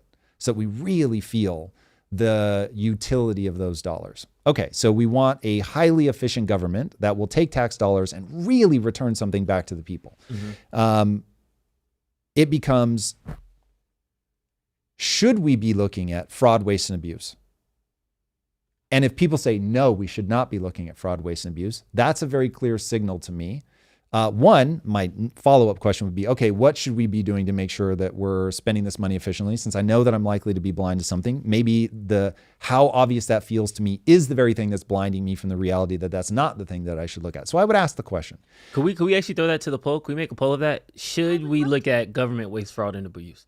Just to kind of level set us to your point of, is that Sure. first question? Let's make that actual first question. And we look so, at- what's that? Should we look up? Yeah, should we look at waste, fraud, and abuse in the government? You got it. And just yes or no? Yes or no? Copy. Sorry about those not sures. Sorry. Okay, so we're looking at, let's assume that everybody says yes, we're about to find out. Yes, we should be looking at waste, fraud, and abuse. Okay, cool. Who do you want to help with waste, fraud, and abuse? Describe what they're good at, not like I want or don't want Elon Musk. Just describe what they're good at. I would have to imagine that it's somebody that is used to looking at a quote unquote P&L. So they're used to looking at where is money going? How do we detect inefficiencies? That they have a track record of doing that well. Ray Dalio talks about this a lot. In an environment where everybody's opinion should be heard, you have to have a way to rank order them. And he says you want to listen to the experts first. And an expert is somebody that's done it successfully at least 3 times. Cool. So that's going to narrow the world a lot. And you're going to get, like, you'll find people that know how to audit, but they won't necessarily have been put to the test in terms of, I look at the future and think that we should spend money on this today because it's going to yield a great outcome. So now there's really only 2 things. You're looking at probably people in the government, and you're looking at business guys. And so those are going to be the 2 people that will, if they are long serving, will say, hey, I bet on this thing. I thought it would yield this outcome, and it either did or it didn't. And we can look at people's track records. I would say the government has a horrific track record, which is why we're in this. So for me, I, as a heuristic, just mentally rule all those people out. So now I come to, okay, entrepreneurs are literally known as capital allocators. So are these guys good? You're going to get into VCs and entrepreneurs, which are slightly different, both capital allocators. Are these guys good at predicting where things are going to go? Now, for me, the reason that I would say VCs are less interesting to me than operators are because operators are, not only do they have to see the idea, they have to see how to see it through. And this is why Elon referred to himself as tech support. And he was like, really what I'm doing is helping you make your systems efficient so that you have a system that will be already resistant to fraud, waste, and abuse. And when I see people derail on that, if they're saying conceptually that doesn't make sense, I'm like, can you point to the part that doesn't make sense, please? Because that's just how these work. I get that you don't like Elon, but certainly my frame of reference is that you're allowing your disdain for Elon to blind you to something that just is empirically true. So that's how I would tease out this problem, is you're looking for cause and effect. So a big part of the reason that I find the Douglas Murray, Dave Smith, now Konstantin Kisin, Dave Smith debate so interesting isn't the Israel-Palestine, though that's obviously a big part of the emotional charge. It's what I call experts versus arguments debate. And if an argument is built on cause and effect, it shouldn't need to be brought by an expert. You would just say, here's the thing that you're missing in your chain of cause and effect because you don't know the issue very well. Like there's this. You're saying if we know cause and effect, we no longer need the expert because we just stare at. Correct. Okay. So expert is, we can take Ray Dalio's saying, somebody who's done it successfully 3 times. Cool. Love it. I love experts. And I have learned in business that if you can get a hold of an expert, get a hold of an expert for sure and have them speak to you. But as I remind myself literally constantly, you don't just take the expert's word for it. You use the expert to help you rapidly map cause and effect. All you're trying to do with an expert is map cause and effect. So if you have a non-expert, which by the way, most people don't use experts like that. They use an expert to get a heuristic. That is a fucking mistake. Use the expert to map cause and effect. So my thing with Dave Smith is his cause and effect flawed? If his cause and effect is flawed, then say, hey, here's the exact point where your cause and effect is mapped erroneously. And if you can't do that, then you're sus from where I'm standing, because I have to be able to track your cause and effect. Otherwise, I'm just being told what to do. You're just turning people into a pair of hands. That's not interesting. This is a big part of why I don't like team sports from a political standpoint. I want to map cause and effect. Once I have cause and effect mapped out, then I can be like, okay, hold on. This situation feels like that situation over there. And once you have a sense of historically how this is played out, you can make a wiser bet. It's still a bet. You still are marching into an uncertain future. I wish history repeated precisely. It, of course, does not. So that is ultimately the thing that you're trying to do. You're trying to map cause and effect. Now bring us back into the landing of the plane with Doge. And yes, thank you very much for that. I really appreciate that, Drew. Okay, so with Doge, you've got to ask yourself the question of what is the chain of cause and effect that I think leads to the elimination of fraud, waste, and abuse. And I would say Elon is the best person to do that. It's always going to be limited. You're never going to get the full result that you want. But directionally, are we headed in the right direction? Upgrading our system seems very wise. Whatever fraud, waste, and abuse they've identified seems wise. Be aware that Elon is a political animal, as is Trump. The people attacking them are political animals. So just be thoughtful that you're being spun by everybody. You're being spun by Elon. You're being spun by the Doge website. You're being spun by Trump. You're being spun by the Democrats that hate him. So you, unfortunately, can't abdicate. It is unwise, if you're trying to lead to your own flourishing, to abdicate the high utility of thinking through the things that are important to your life yourself. This is something that I teach to entrepreneurs all the time. Every entrepreneur wants to be the CEO and find a CEO. It's fucking hilarious. I have the same impulse. You don't want to do the things. You want to find the person to do the things. And the reality is, just like when Elon, even though Tesla has a CEO, when he walks away, their profit dips by 71%. Now, it's very complex, and it's not just because of all the politics and all of that. He's probably about to release a cheaper model, and so people are waiting, blah, blah, blah. But nonetheless, he steps away. It steps away to do something political that people really fucking hate, and it causes the drop in his profit. So he's going to have to return to that. In your own life, you are the smartest person you're going to get to be able to pay attention to your problems. You were going to be the smartest person to get attention to pay attention to your problems? Yes. Got Drew, it. this is something I've said to entrepreneurs so many times. I've never thought to translate it that directly to individuals. Because you were the smartest person that you will get to pay full-time attention to your problems, you better pay attention to your problems, because nobody's coming to save you. Like, they'll dip in, they'll give you advice, but they're going to peace out. And ideas are easy. Execution is hard. You're the only one that's going to be able to execute in your life. You're the smartest person that you will be able to get to full-time execute on the problems in your life. And if you abdicate everything to other people and all you get are heuristics, now you're in trouble, because that person isn't going to pay as much attention to your problems as you will. This is a very good reminder. One of the best lessons I ever got about lawyers. Lawyers are a knife and a fork. What do you mean by that? Who cuts your steak, Drew? You or the knife and the fork? Now, thankfully, the fork allows you to stab things, which you wouldn't be able to do as well with your fingers. The knife allows you to cut things. It's very hard to tear meat. But the reality is you are leveraging that tool. So you want the tool to be good at what it's good for, but you ultimately are the one that has to cut that thing up. The second you think that the lawyer is the person wielding the knife and the fork, you will be led very, very astray. Same is true with your doctors. Your doctors are a knife and a fork. If you just take their word for it, you're going to be in a bad position. Now, hopefully they're right a lot, but you don't want to abdicate your ability to think through the problem.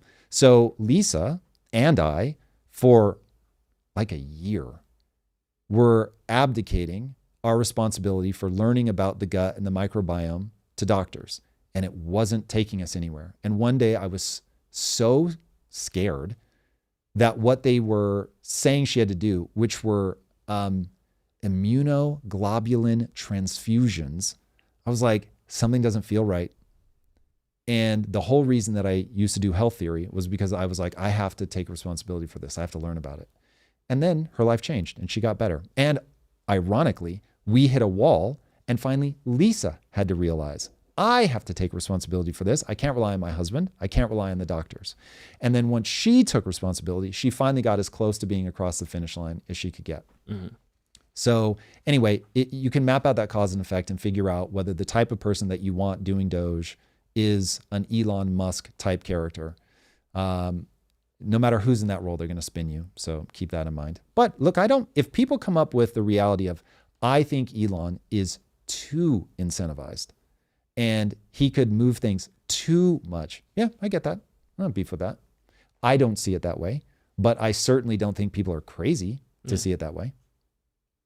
But what I don't want is just fuck that guy with no sense of like, but how do we solve this problem? Yeah.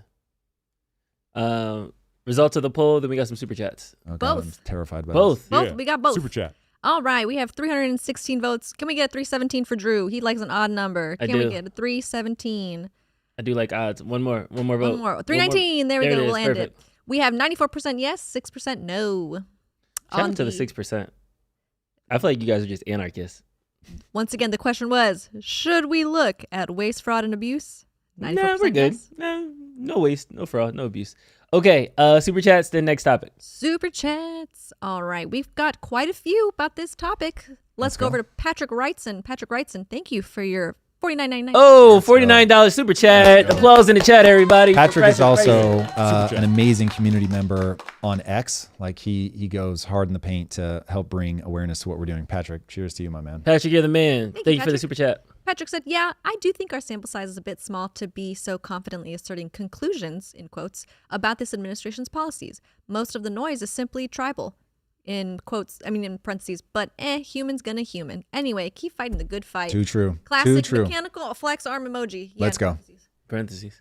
We've got Tracy, who says, my message regarding using LLM for fact-checking on live shows was more about helping people learn to be more informed, being the example of critical thinking along with fact-checking the headlines, not just reacting. Yeah, Tracy, that is something we need a better system for. Basically, I have to convince Drew to do it.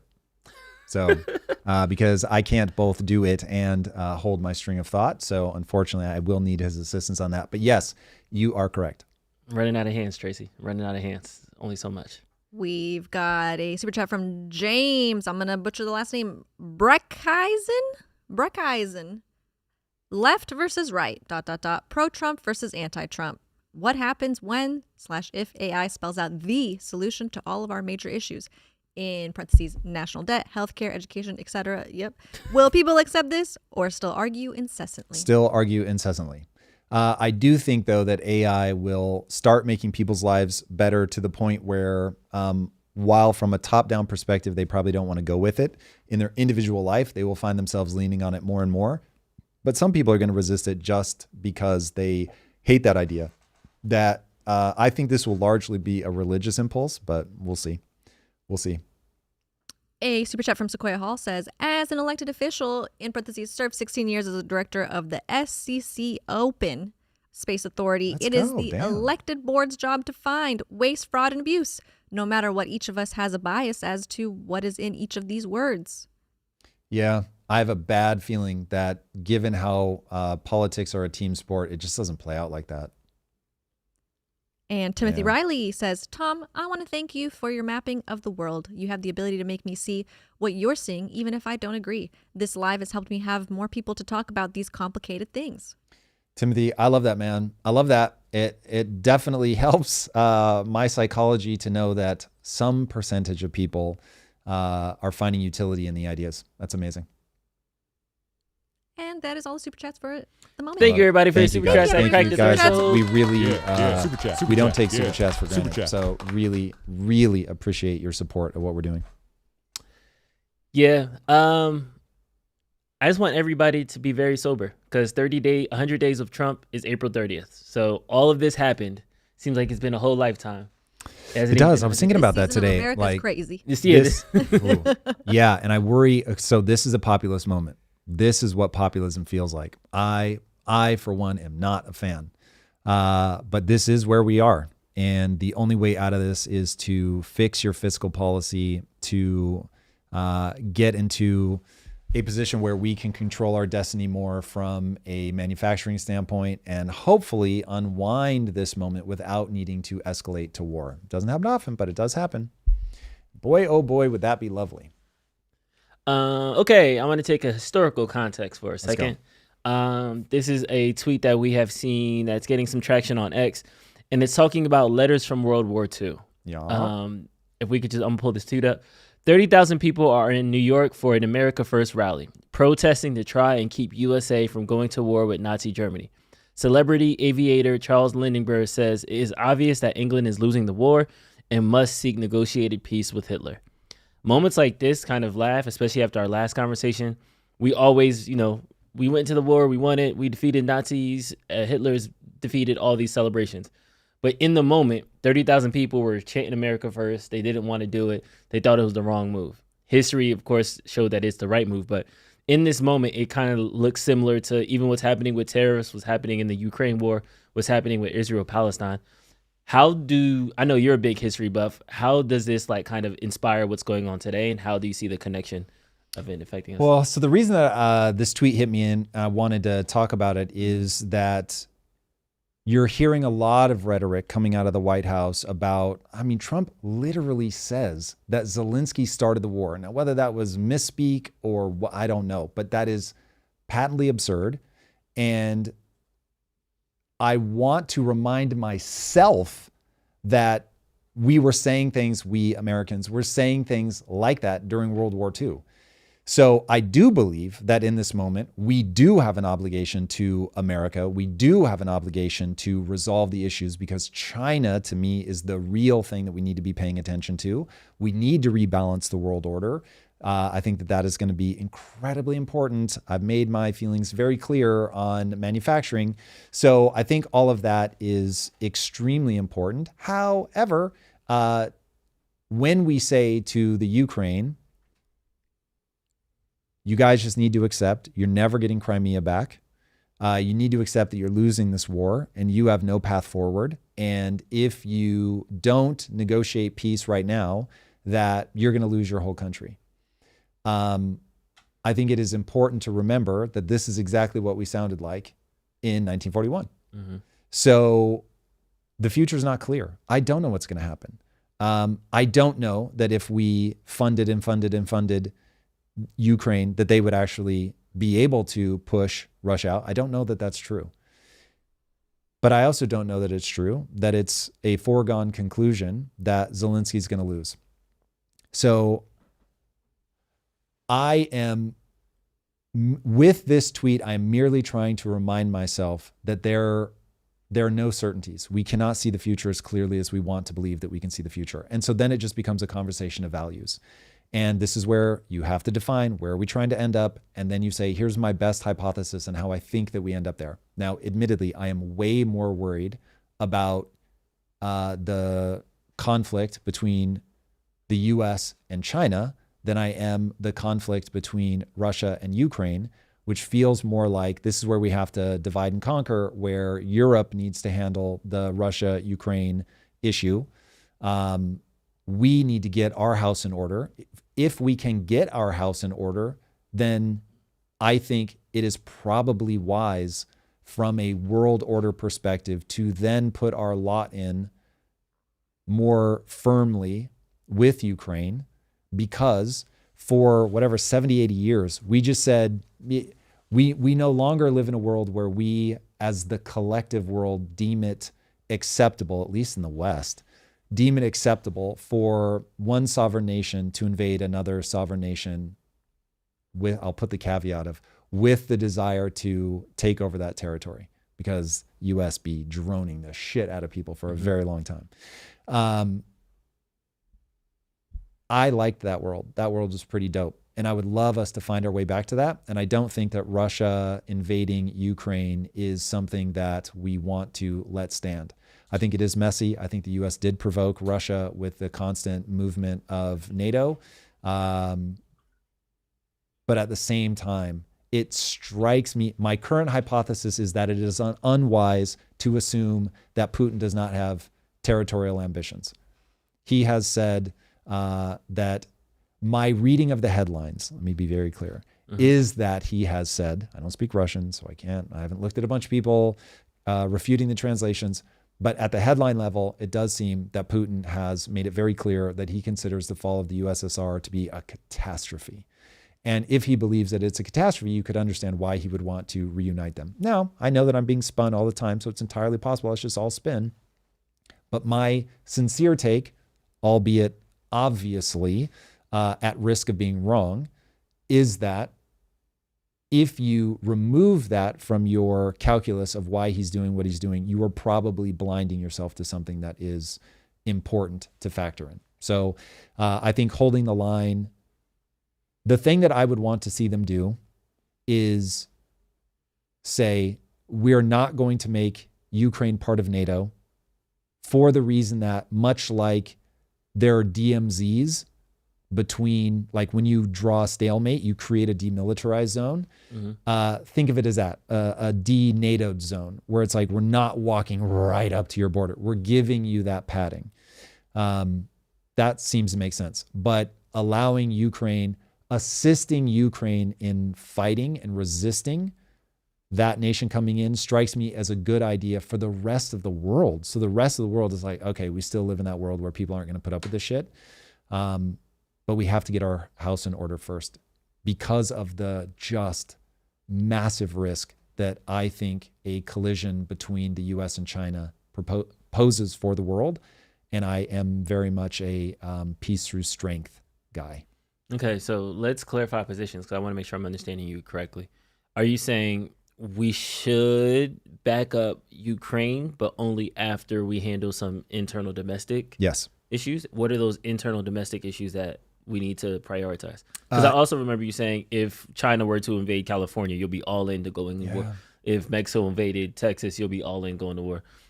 But with Ukraine, it's because it's been messy, because it's kind of been touch and go. We should evaluate more. I'm trying to think where the hesitation is. I don't know what you mean by hesitation, but why? What do we need to do that's prioritizes defending Ukraine? Okay. So 2 points. Please don't let me forget to get to that. But I want to clear up. I would expect anybody living in Ukraine to feel the way that I feel about China invading California. So I get it. But at the same time, I don't live in Ukraine. So I'm going to take the perspective of I've got to take care of my family first. So America first. Yes, I have so much baggage. But yes. So every country should be my country first. And then from a position of strength, you want to approach the rest of the world. So here are the things that I think that we need to deal with. You cannot allow yourself to be in the kind of debt that we're in. This is the very thing that causes the division between the haves and the have-nots, which is exactly the kind of thing that marches you ever closer to civil war. Certainly don't want to see that happen. So deal with debt. You cannot allow your economy to be in the state that it's in where your 70% of your GDP is because you buy things from other people. That is a very bad position to be in. You cannot allow your primary rival, to use a nice word, you cannot allow your primary rival to control your critical way of life, manufacturing, and supply chain. Can't do it. So mop up at least those three things, and then I would love to see us get back into a position where we could continue to help police the world. Copy. And then Ukraine, Russia. You told me don't. No, that was the part I said up front. I didn't want you to let me forget what are the specific things that we need to do inside of the U.S. Oh, gotcha. The two things I wanted to do, I have done. But if there are any lack of clarity on those, please hit me. Copy. Okay. I understand Trump's aggression towards Zillinsky, and I'm going to the White House meeting where, yes, J.D. Vance spoke out of turn. He shouldn't have been talking. But I do understand how Trump could have gotten offended with Zelensky's, I'm going to call it entitlement of like, I'm coming here and you guys are going to give me money and we're going to keep fighting. Yeah. But to say that Zelensky started the war It's or crazy. Yeah, or It's Zelensky's inaccurate, fought, absurd. yes, Fuck off. That's a full stop. Yep. I don't agree with that at all. And I do think that we should have Ukraine's back. Once I found out we weren't giving them actual money. Once I found out, like, okay, we're giving them old weapons, we're giving them unused munitions, I'm okay with now helping Ukraine. I thought we were just cutting them checks. I think that's you'd what be got a us. little less okay with doing that if you understood how little weapons you're able to manufacture. So it's like, oh, so you're saying we're using our supply to kind of... Bro, China builds ships. We need to look up the real number, Tracy. China builds ships something like 20-1. You can't be in that position. You can't be in that position. Dude, I pray to 6-pound, 8-ounce baby Jesus that we never go to war with China. Holy fuck. That would be nightmarish on a level I don't want for anybody. I would much rather be in second place than go to war with China. It's much worse than you thought. Jesus Christ. A leaked U.S. Navy briefing slide revealed that China's shipbuilding capacity was 232 times greater than that of the United States. This is based off of Newsweek's article in March 14, 2025, Tracy. Yo. I love how Tracy's our in-house fact She checker. is. I'm well, sorry, Tracy. God bless her for pushing Yes. us to You are now on our shit. you are now mod. I hope you accept. If you're not first, you're last. Monkey jocks. I get the vibe, but ooh. Brutus Lugo, we are literally giving them weapons that were destined to be just destroyed. Drew, look it up. Yeah, weapons, I'm fine. As long as we're not cutting checks, I'm okay with it. Well, Drew, look it up. Is that really true? Because if we're like, we would never use these under any circumstance, sure, love it. It's great. That is a very important piece of information, which I hope continues to ring in people's ears that this is not me being dogmatic. This is me mapping something. And if I have it mismapped, then you update your thinking. There I is fear this is going to take time. Yeah, the yeah, real I question need I to- have is, were the weapons actually going to be destroyed? Some people have saying, and this is me going, Taylor, I think it's some of both. But so he's asking, are the ships just like boats and shit, like bass fishing, or is this military? And the answer to that question is that doesn't really matter. What matters is in World War II, the reason that the Japanese ended up saying we made a big mistake was we were a manufacturing powerhouse. And so when they drew us into the war with the attack on Pearl Harbor, we just switched all of our manufacturing over to building military items. And so we were able to just smash everybody. We wouldn't be able to do that now. So, and China would. what about the people that say Zillinsky, there's this right-wing assumption that Zillinsky is just using this to gain power because once the war is over, he'll then have to get elected and then democracy, quote unquote, will resume. Mm-hmm. I do understand. I know you kind of told me this, like, political man won't give up power. They want to keep on that power as much. I don't read Zillinsky as just trying to stay in the war to stay in power, but that does happen. I give mad respect to Zillinsky, who said, I will step down immediately if we can get in NATO. Yeah, cool. That strikes me as somebody who really is trying to do the right thing. If he is, look, every person that rises to that level of power seeks power. So, hey, I don't think it is wise to say everybody that achieves a high level in politics is a scumbag. It does take a certain kind of person. So you don't want to blind yourself to the fact that political man will do not whatever, but God, will they do a lot to get into power and maintain power. But anybody who is offered a ride and out of the country when Russia invades and says, I don't need a ride, I need bullets, mad respect. And I don't want that to get lost in all of this. And same with, cool, I will happily bow down or step out if we can get into NATO. That's all I'm looking for, is something good for my people. So from that perspective, even though I have my 48 laws of power take on that meeting in the White House, I don't understand the utility of the rhetoric against Zillinsky. It just seems bananas to me. Yeah. Now, this is where people are going to think that I'm voting for Trump. what I'm trying to do is run an algorithm in my brain that says, if I were wrong, what would need to be true about Trump? In fact, Drew, is this where everybody gets that I'm supporting Trump? They are mismapping an algorithm that I run when I say the thing with conviction. I'm like, okay, hold on. You feel too confident about this. Spin up the what would need to be true if you were wrong. That may be. I'm going to keep doing it because it helps me think clearly. It seems crazy to me. It seems like it's just bad and he should immediately stop doing it. But if I were wrong about that, what would need to be true about what Trump was doing? It would need to be something where he believes something along the lines of Ukraine can't negotiate from a position of strength because they don't have strength. This is about recognizing that Russia holds the cards. And so I need to be in a position where I can talk Russia off of a ledge. And so fuck those kids.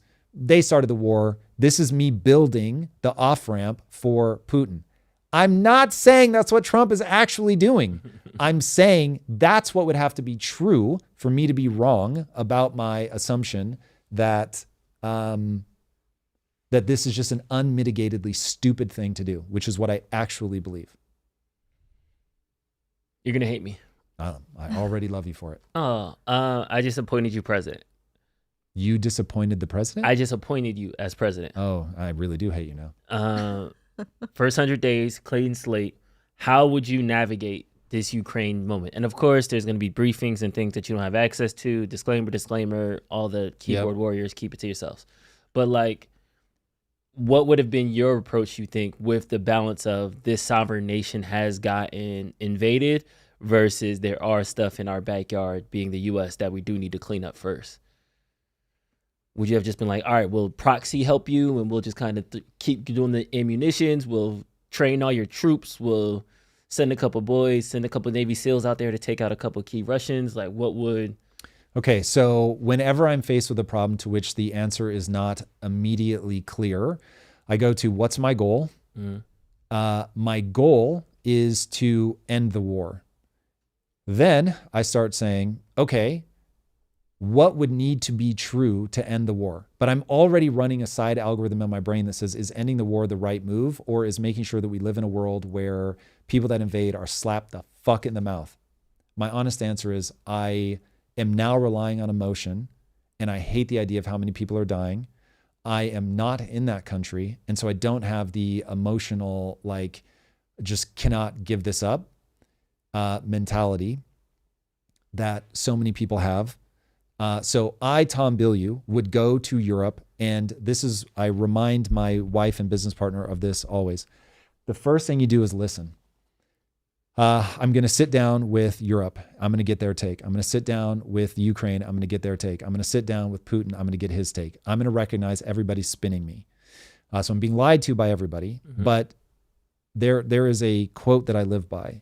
When we speak, we cannot help but reveal ourselves. So I'm going to trust that I'm going to be able to some degree see through what they're saying, be able to at least come up with a plausible hypothesis of what's really going on, and then lay things out. Now, I have a bias, not being from the country, so I don't have the emotional sense of like, yo, this is California, these motherfuckers have taken a piece of, and fuck that right out the door, which is the emotional response that I have to putting myself in the similar shoe. But I think that's not my role in this. My role as the president of the United States is to bring a steady hand to point out that we've got to start extracting ourselves out of these wars. But dude, I would have to be talking to all the players in this. I would have to see what the take is of the three players to see what's real, what's not.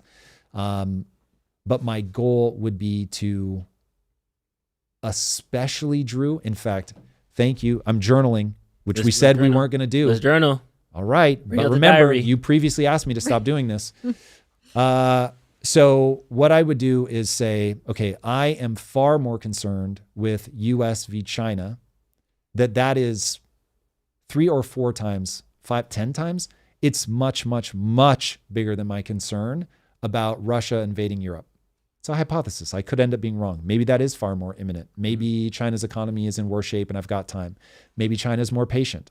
But that is my current hypothesis, that the China-US collision is Thucydides' trap, which history tells me is the thing that I need to be very paranoid about.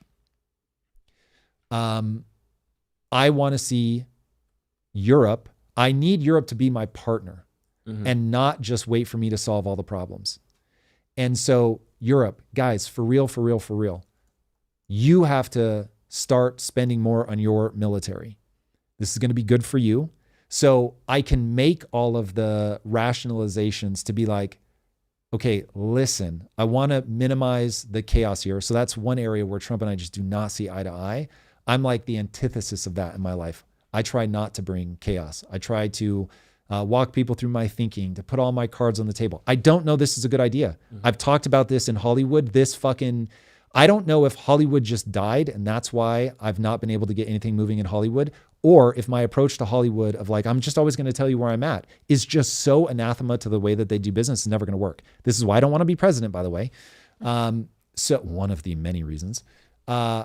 But I would be telling everybody, this is how I view it. Guys, we have to divide and conquer. I've got to go deal with China. I need you to deal with Russia. I'm far more worried from a world order perspective about what's going on in China. We're going to go handle that. I'm going to deal with all the trade there. I want to be good allies with you guys. Being good allies means I need you guys to deal with this. You're going to have to ramp up what you spend. You're going to have to help Ukraine. I think helping Ukraine is good. I'm going to give you political cover. I'm going to tell you, we're all for that. We stand with Europe. We stand with Ukraine. Go. But we've got to deal with this over here. And this is a new world order where we're excited to see Europe rise in international prominence. We think they're amazing. Rhetoric we're not hearing from Trump, but that would be my rhetoric. China, we love you. What you've done is incredible. But now we've got to face some really hard realities, which is that looking at things like the IMF bank, treating them like they're still nation state on the rise instead of like these motherfuckers are either number one or number two. Like, seems weird that we're treating them as these kids that are having a hard time. They're not having a hard time anymore. So we've got to clean that up. We are both as countries moving in stupid, unsustainable directions. You guys are dumping cheap goods on the entire world. You got to chill with that shit. We are mopping everything up. We are going to chill with that shit because we are $36 trillion in debt. We can't keep doing that. We've got to have a more sensible trade policy. I feel like I'm just going to outline things now that are self-evident to people. So I'll stop there and ask if any of that is unclear. But that is where I would draw the line. Europe, we're partners in this. You've got to deal with those guys. We're going to help where we can. But the prime amount of my political capital, all of my will, because some of this, like let's say that we're giving them things that in a million years we were never going to use. We're not actually stroking them checks, but it's still burning political capital because the spin is that we're sending them $100 billion or $300 billion, whatever. I'm and so glad you the said country's like, fuck you. It's like, I can't afford that political capital right now. So we're going to stop doing it for that reason, but I'm going to cheer you guys on. Love you. But we got to be over here dealing with this. Yeti Bandit put up a good question that kind of asks that question. Is it a good look for the U.S. to be seen by Russia giving Ukraine weapons that are being used against them? How would the U.S. feel if China was giving Mexico weapons as they try to take Texas, going back to our example? I think it is a good look because what Tom Bilyeu, the unfortunately appointed president of the United States, believes is that we want to live in a world where people are going to round it to dictators, but where rulers of countries do not feel that they can invade another country. And this is why I hate, it's funny, admittedly, but it is not having funny consequences. I don't like the 51st state rhetoric. I wish you would knock that shit off. They are a sovereign nation. They are, of course, going to have a fuck you attitude. Dude, who wouldn't? If Canada was referring to us as a territory of Canada, they're like, fuck these kids. Like, it just doesn't bring out the cuddles, man. Like, I want to, Drew, this is now, I'm really revealing all of my tricks. Let's do it. Bring them out. I'm getting you this week. This has been a roller coaster ride of Tom's true sides. I'm sorry. Go ahead. So as a leader, one thing that I'm always trying to do is explain to people why I think they're special and why I think they're doing cool shit. because I know how valuable that rhetoric is in their own mind. And I know that Eric Rios, who is behind the scenes, he makes sure that we can go live. He does so much to make sure that all of this works. To chat, he's a side character. But to Eric, Eric's the main character. So I don't want to interface with Eric like Eric's the side character in my life, even though he is. You're the side character in my life. But I know I'm the side character in your life. And it's like, if you interface with people like you're the actual MC and everybody else is a fucking side character, dude, they are not going to like you. The way I have learned, you should interface with people. Keep in mind, I have not built companies as large as some of the people that I think treat everybody around them like they're side characters. So maybe I'm just fucking wrong, but God, does this feel good emotionally to me? You want to realize, oh, I'm a side character in your drama. And so cool. How do I help paint that vision? Because if I can paint the vision, this is what I would tell people back at Quest. I want to empower you with everything that I know about entrepreneurship, controlling your own destiny, all of that stuff, so that you stay here, not because you don't have options. You stay here because you know I care more about your future than your own mother. And so the way that I got them to be side characters in my drama was by making myself a side character in their drama. And it's just, dude, that works so well. So anyway, hate all that rhetoric, would not be using that rhetoric. I would very much want people to understand this is a game where you can't let people invade these countries, but you've got to give them the autonomy to feel like you're on their team, that you want them to win, that you're big upping them, as the Brits would say. Ipso facto. Big upping them. Can we just applause in the chat really quick? That was for you, Eric Rios. You're the main character in all of our lives. Eric is the main character. Eric is a main character. No doubt. And shout out to Mason. You guys aren't seeing him. He's behind the camera too. You're Facts. cool too, Mason. Facts. Uh, Yeah, everybody's their own MC, man. yeah, shout out to G. He's in the back. You and his time. You guys know how I feel about you most of the time. All right. Chat, I feel like we squared this circle. I think we got into the Ukraine. I think we got into the China of it all. I'm ready to move on. I don't know if you have any last points. What's Nightingale saying? It sounds like they're referring to somebody else. Anybody that prints money is doing damage. I don't give a fuck if it's Trump, Biden, doesn't matter. Everybody that prints. Problem. Stop printing money. Trump is definitely going to print with this new bill on the table. Dude, everybody's going to print. That's the stage that we're at. That's what I'm saying. You've got to get the spending in line. You've got to get the spending in line. And unfortunately, this isn't a revenue problem. We make tons of fucking money as a country. Yeah. We tax a lot. Trillions of dollars. It's like 4 trillion, like 4 point something trillion dollars. Bro. Okay. This is not a money problem. I got to shout out our chat. Let's We go, just chat. got a spicy YouTube that just broke my whole schedule. Uh-oh. It is saying that this is proof a YouTube video that Ukraine started the war. Well, it's just For massive. real? What? Okay, hold on. If we start in the first 5 minutes. Stop. Wait a Okay. second, guys. I have to open my mind. I am so convinced that this is going to be retarded that I am in danger of making my own frame of reference be impenetrable. I actually use this image in my own mind. There is a jellyfish that's eternal, Drew. Did you know that? Eternal jelly. They only die from trauma. They do not ever die from old age. Trauma like blunt force trauma? Yeah, Or like I got their eaten parents- by a fucking turtle or whatever it. eats jellyfish. And What eats jellyfish, chat? yeah, I actually don't know, but something clearly. Okay, so what this jellyfish does is it turns back into like a blob of undifferentiated cells, and then it reconstitutes itself. So I am legitimately going to open my mind. Okay, with that, All right, chat, bear with us. Let's discover how the Ukraine started the war. Government. What then happens? can inside start at the Ukraine. very, very beginning. Oh, wait, they said to start at 5 minutes or something? Yeah, I was going Okay. to the right Got to it, the got it, first got it. question. What do you expect to see? And we Left actually to have a super chat relating to that, so we should read. Will Zelensky go the way of Gaddafi or Hamid Karzai? I would say the latter. He's got a lot of money. He's got properties in foreign countries. And I think that's Zelensky's future. There was all this propaganda, like there's like a script written for him about. Remember, he was said to have told the U.S., "I don't need a ride, I need ammunition," which was written by somebody, some Western CIA consultant. agent. Still a great Yeah, line. sure. I mean, It is a great line. He had to back it so up I with his think own that's fucking Zelensky's life. future. And as for Ukraine, well, now you have all these heavily armed, heavily empowered militias like the Azov Battalion, now called the 3rd Assault Brigade, okay, thanks to a Western-backed makeover. And are they going to just accept a peace deal? Are they going to accept a country in which ethnic Russians have rights or are no longer part of Ukraine? I doubt that. And you're going to have basically already a country that's one of the most, if not the most corrupt in Europe, if not the world, become even more corrupt. That's what happens when you destroy countries with conflicts. You flood them with weapons and foreign monies. They become even more corrupt. And so that, I think, is Ukraine's future. And for so many Ukrainians, there is no more future because that, I think, is, I don't know what he means by that. I'm not tracking this yet. This is not. This is not. At some point, does he get to how they started the war?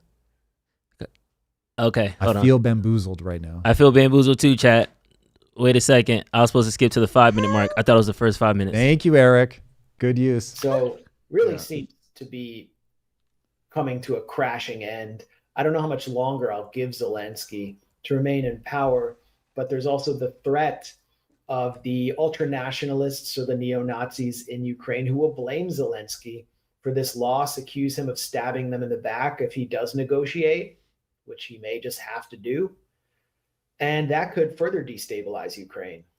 Yeah, and that's where, again, he's faced their threat all along, and they even one powerful leader threatened to kill him. Said that Zelensky would hang from a tree if he made peace with Russia and implemented the Minsk Accords. He's not in an easy spot. Russia invaded. So Zelensky, he's not just a sellout, corrupt, a sellout to the U.S. He's also been boxed in by genuine threats to his life.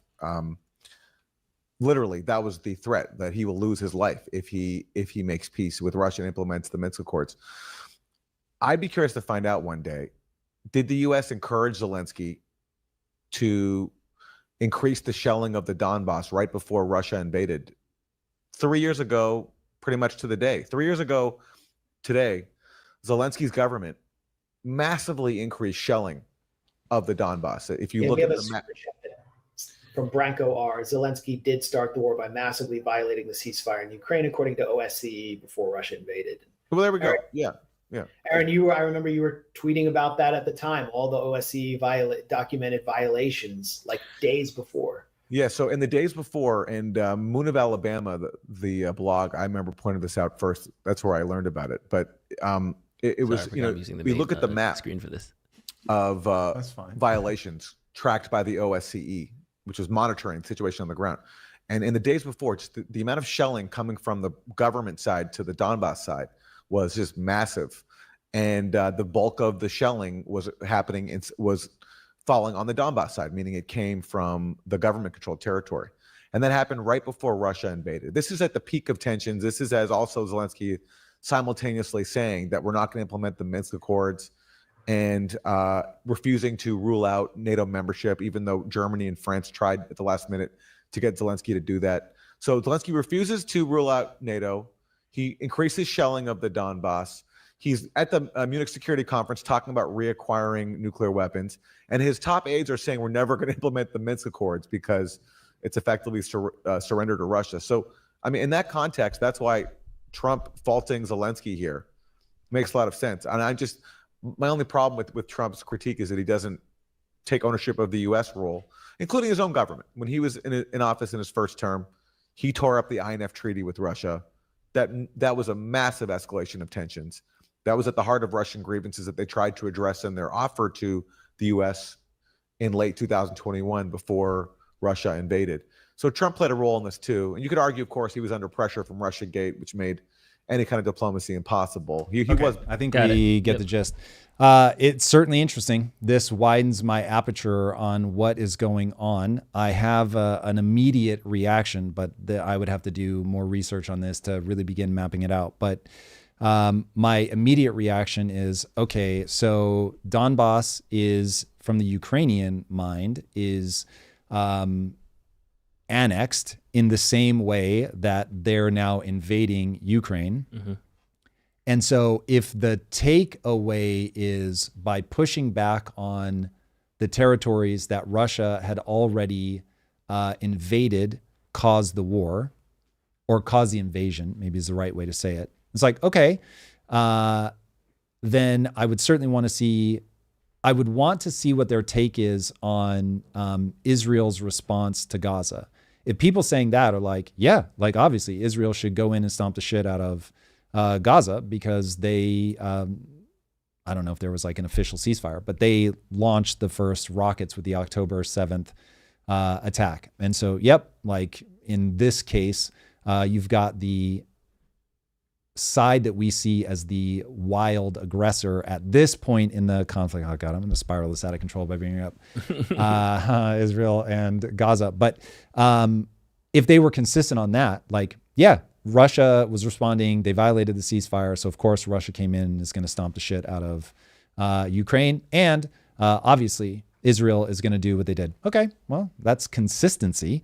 But if you're pushing back on the land that you believe was stolen already, then it's like, it would be perceived as open warfare. This is where I realize I don't know anything about the stated, what Ukraine's stated stance is on the Donbass. Yeah. And because I think it was more than the Donbass. That was, you've got Crimea, the Donbass. Is it just those two regions? Anyway, whatever the sum total of the regions are that I had already written off in my head. It's like, those are done. Don't even bother fighting for those. If they were still in the midst of fighting for that, I didn't realize that there was open hostility. What I had heard was that basically there wasn't a shot fired. They just accepted the loss of those areas. They were mad about it, but they accepted it. I didn't realize that they were shelling. So this is where I'd love to hear Trump actually articulate, what is it that makes you say that Ukraine started the war? Because I honestly thought it was completely unhinged and was devoid of any narrative whatsoever. At least if he has a narrative, I'd want to hear him articulate it. But this is the first I've heard of that. Yeah, there's something that I don't quite get with this narrative, and it's because Russia is still actively pursuing Ukraine. They just had an attack on them last weekend over Easter. So it's one of those things like the whole Zillinsky's a bad guy, he started it. However, that makes sense. But wait, what do you mean, however that made sense? Like, if you say Zelensky started the war and he's the bad guy, it's like, okay, cool. Let's just assume that that's what's happened. But right now in 2025, after Trump has been pushing for a ceasefire, European countries are pushing for a ceasefire. Zelensky even said, I'm down to sit down and talk to them. Russia is still invading the Ukraine. They're still being attacked. The war is still going on. We haven't ceased. We haven't paused the violence. So even if you point fingers, I still feel like Russia is the aggressor. So it's not an Israel-Gaza situation because terrorism tag is a bit different. But I'm not going to act like Russia is without fault or without cause or isn't actively trying to continue this war. Here is the current mapping that I have of the world. It is entirely possible that these guys have just opened my mind. Again, I need to look in this and see what is real. But when I look at Israel, Gaza, my read goes something like this. October 7th was fuck around and find out. And it doesn't matter how they got the land. They got the land. Mm-hmm. And so if you're going to launch a military attack, expect a military response. And they're going to go as hard as they think that they can get away with to eradicate that threat. And so I'm not sure if this is exactly what Hamas wanted, if they specifically wanted maximum casualties because they think that it will help them erode Israel's standing in the international community and ultimately be able to weaken them because they will get isolated and the U.S. won't help them anymore. If this is what they wanted, okay, then they got it. If it isn't what they wanted and they're like, oh shit, like this was the time where these guys really went ham, then okay, well, FAFO. If that's what's going on in Ukraine, where it was like, all right, you had your chance, like Putin was ready to chill. And if you just left the lines alone and stopped shelling them and accepted the ceasefire and just accepted that you lost those territories, then there would be peace in Russia, Ukraine right now. And they just couldn't bring themselves to do it. And so they started shelling them. Well, it's FAFO. And I'm removing the moral judgment on how it should be, partly because I don't know what to do with the morality of all this. I honestly don't know how to map it. That's not quite true. I have a mapping, but boy, oh boy, does it reveal something ugly about human nature. And I look at the US and go, how we became the US, which I think is the greatest country in the world, which is why people want to immigrate here so aggressively. But the way we got it, Drew, was yucky, like real yucky. And the more you look at it, the more layers of yucky you get to. And it's like, oh God. But we have it and it's awesome. So if somebody were to invade us now, it would be fuck around and find out. Like, we're going to retaliate aggressively. And so, yeah, that's one of those where I just fall back on, it is what it is. But it doesn't feel good. It's not like when I say it, oh, I feel so good. And I think a lot about Cyprus because I know people that lost everything. Like, imagine on Friday, your world is normal, and Saturday morning, forever, you've lost everything. It's all gone. Poof. And the rage that you would feel.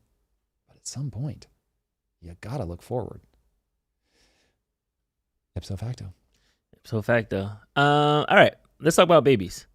Oh, God. They're I have fun a bad to feeling about these practice babies. to make them, but they cost a lot of money when they actually show up, which is why Trump. Oh, you're talking about the actual money. I thought we were going to be eating dead babies. Eating babies. Oh, no eating babies today. Dodge that bullet. Trump is looking to incentivize at $5,000 a baby bonus to help the public have more children. To me, I get that we're in a demographic decline. I get that Demographic catastrophe. The birth rates are lower. Yep. I feel like 5,000 they're just trying to do something to incentivize it. Before we change the subject, we have a red light, right? We do. Oh, that's real. Oh. Let's go. That was real. We have a super chat from Sequoia Hall. Let's go. Super Sequoia. chat. Welcome back. As Sequoia always. said, we are in an electronic war with China already. We have been winning the cultural war, but that is changing. Not all war is kinetic anymore. Thank God. Economic and cultural impacts are a battleground. Propaganda to kill from within is real. Yeah, I agree with that. It's going to be way worse if we end up in a virus, antivirus, electronic battle. That scares me a lot more than the economic stuff. Because, man, if you can take a power grid down like for a sustained period of time, if you guys have never heard of Stuxnet, watch that video. Woof, that's scary. That is scary. So that's the super fast nutshell is, as a way to make sure that Iran could never get nuclear power, a virus was embedded so deeply in like basically everything. Everything has Stuxnet. But all it looks for is, am I an Iranian nuclear facility? If I am, go offline. And so it's on your, I don't know, that's actually on your phones, but like it's on your phone, it's on your computer, but you're not an Iranian nuclear facility. So it doesn't do anything, but it's there. So it's like, how many of these things are getting injected from both sides? Don't think we don't do it. But how many of these things are getting injected on both sides? It could get really, really devastating. So yeah, got to be careful. Man, something to look out for. Good on the super chats. Spy versus spy. Yeah, I want to talk about this baby incentive because I like the idea. As a parent, I think parenting is one of the awesome things that happened in my life. But I think the decline in demographic in the amount of people having babies isn't directly if you give me 5,000, now that solves the problem. I know we have to do something, but yeah. You should incentivize the life out of this. This really is a big problem. Only AI could save us, I think, at this point. I don't think a one-time payment is the play. I think tax incentives are probably a better idea. I haven't spent a lot of time looking at this, but my initial, just from having created incentive structures before, you think about perverse incentives. And so I think what happens when you have a $5,000 baby credit is people for whom $5,000 is a lot of money. They make the very short-term decision of having the baby, only to realize later that it costs a lot more than $5,000 to raise that baby. But because it was so immediate, I once had an employee, this is back at Quest, I had an employee quit because they'd never had, I don't know how much they got, like $2,000 from the IRS as their, they'd never worked a consistent full-time job before. And so when they got $2,000, they'd never had $2,000 before. So they quit. And I was like, dude, $2,000 is nothing. You're going to run through that money so fast. And of course they did. And of course they wanted to come back. And it's like, oh God, like that. It's just, it's going to create poor behaviors.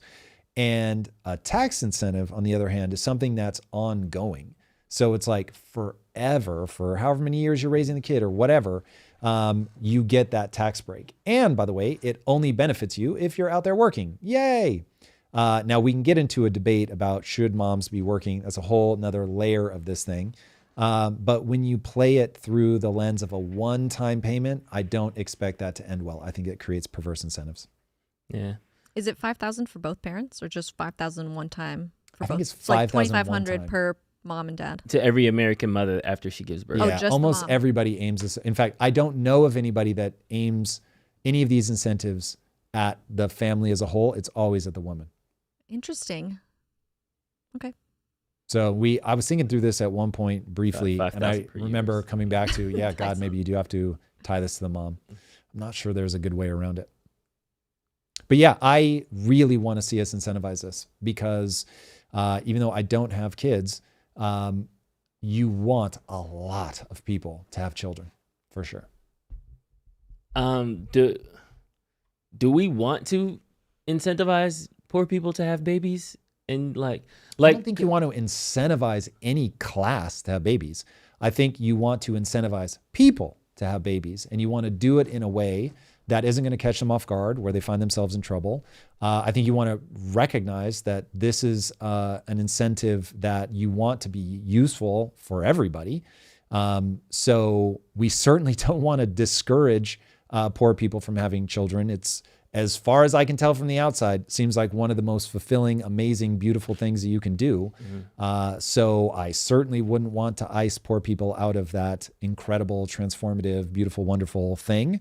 And given that I'm a meritocracy guy, like I don't want anybody to be trapped in the lower class. And I certainly don't want lower class people to feel like the greatest thing that you can do with your life is have children and we're fucking iced out of it because we don't get the incentives. That would be 10 pounds of fucking ass. But I'm not like, let's make sure that we're incentivizing poor people specifically to have kids. That also strikes me as a weird idea.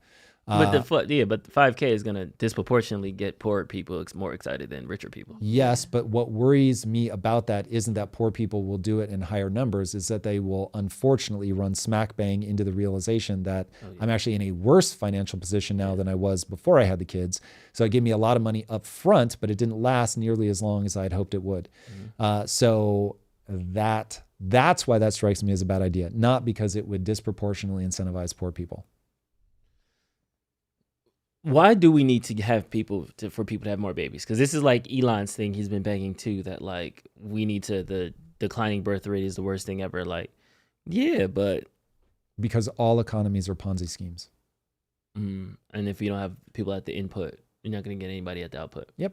So the fact that we went from a pyramid that was small at the top and big at the bottom, meaning few old people, a lot of young people. Young people pay for the old people's retirement. Now we've become a column where there's roughly the same number of old people as there are young people to pay for them, but we are rapidly moving big at the top, small on the bottom. Got a sneeze threatening here. Guess not. So is it just we have too many old people?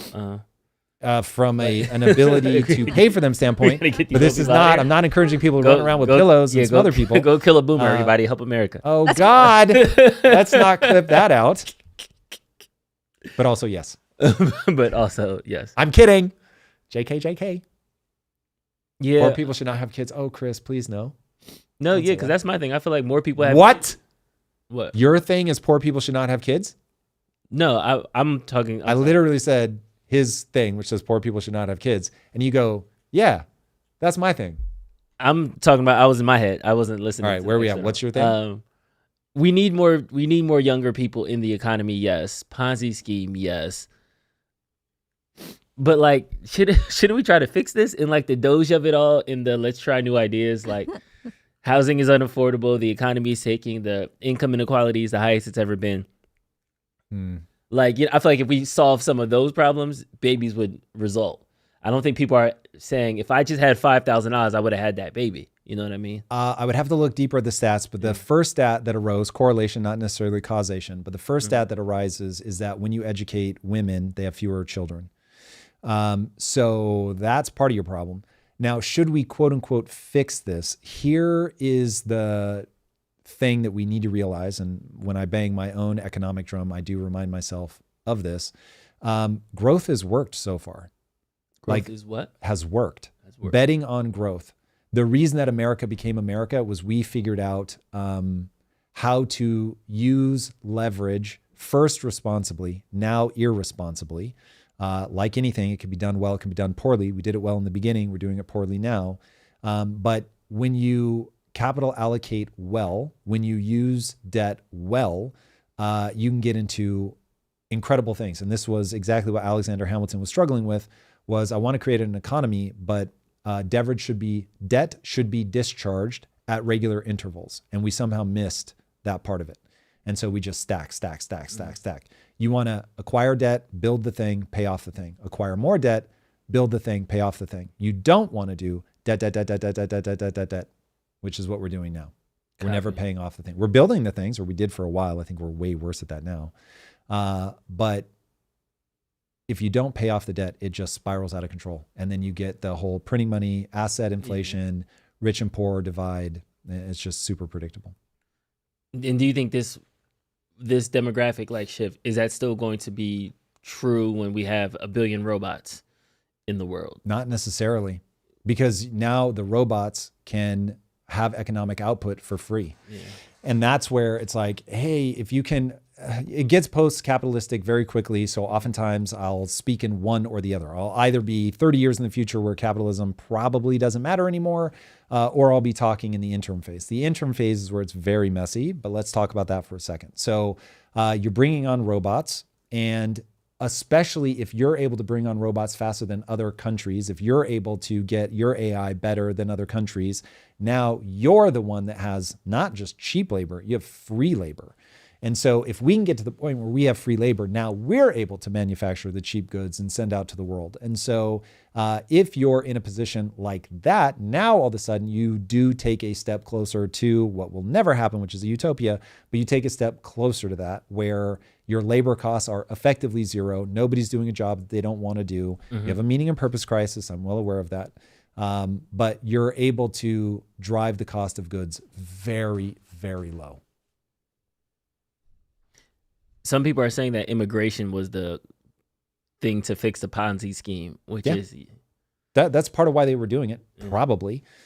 So I think it has high utility to map the open borders to... the one that is easiest to prove is cheap labor. So for sure, we were letting illegal immigrants come in for cheap labor. And then the other one is probably, though this one is a bigger question mark for me, probably the eternal blue state. Both of those have, like, if you map to that, you're like, yeah, that would make sense.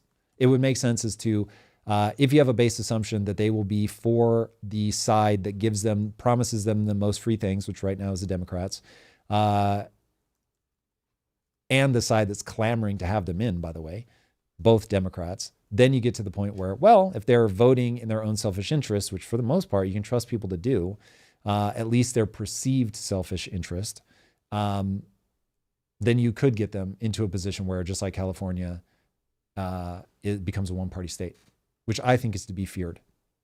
Across everything. Like, you never want a one-party state. And people make the mistake of thinking that as long as it's their party in power that things are good. It doesn't work that way. You need people to challenge your ideas. You need friction. You need tension. I just think from an evolutionary standpoint, that is abundantly clear. For humans to operate in the large, flexible groups that we're able to operate in, you run into one of two problems. If you over-index on the left, you get the free rider problem where people are just like, well, I know I'll be taken care of, so I'm not going to do shit. And then if you go on the other side, you get a dearth of compassion. And so everybody's only looking out for themselves and you get no collective momentum. Both of those are pathologies that will lead this organism, the collective organism that is humans, to fall apart. So going back to immigration for a second, yes, I'm in fear of the one-party state. Would you be more open to the immigration if it came out as a diverse population, as in people coming in? I love immigration. I just want immigration to be based on a set of policies that we actually adhere to. And I think you, instead of focusing, especially now with robotics and AI on the horizon, instead of focusing all of your time and energy on low wage, quote unquote, unskilled jobs, you are way better off focusing on highly skilled people, get the best and the brightest. I wish the intellect doesn't matter, but it does. You're not accidentally going to get the world's smartest people. For that, you're going to have to go out of your way. Yeah. And actually, Jason from the All In podcast tweeted about this, about they wanted to get, they wanted to start it in the sense of start like a program that incentivizes the best and brightest, almost like a task force to try to aggregate all the most intelligent people to the U.S. Dang, of course, is going to disappear now when I am looking for it live on chat. That's the great news is, conceptually 100%. The way we win is by recruiting the top talent from around the world. In all caps. Start a USA for Elite Talent department that focuses exclusively on sponsoring top CS engineering entrepreneurial talent to our team. Yeah. So there is this need to, it's not an anti-immigration. We just want the best and the brightest around everywhere to come here. Yeah. You want a really gross statement that's probably not literally true, but is probably a little too close to literally true for comfort. Mm-hmm. The reason that we won the space race was because our Nazis were better than their Nazis. So the Russians got some of the Nazis and we got some. This is really true. Like if you look at the head of our space program, at one point was a legit Nazi, like yikes, Nazi. But smart people going to do smart things. I'm not saying go recruit evil people, but I am saying go recruit people that are very, very smart. So how many of the Nazis end up in El Salvador or Venezuela? Where did the Nazis? No, Argentina. I haven't read the papers, but probably a distressing amount. It's my understanding that there is a village in Argentina that speaks only German. German is a first language. That tells you everything you need to know. Let that sink in. Yeah. Gee, how'd that happen? Crazy. Crazy. Gee, like, whoa. Wait a second. Not involved. Wait a second. Yeah, it's this is more like pie in the sky where we're talking openly, but I do appreciate the incentive to get more parents. I do think family, like the family model, the family unit is the appropriate unit. I think 2-income households are better. I think present parents are better. So I think that just helps people survive life a little bit more. Yep. I think some of the things that are causing a lot of our mental internal stress is that everybody is away from their families on an island in a small apartment trying to live life by themselves. And I think we got away from staying with our families until we get married off, or being in relationships at 20 and it lasting 60 years. And now we're doing the hard part of life together when we're still young and sexy and hot and all these other things.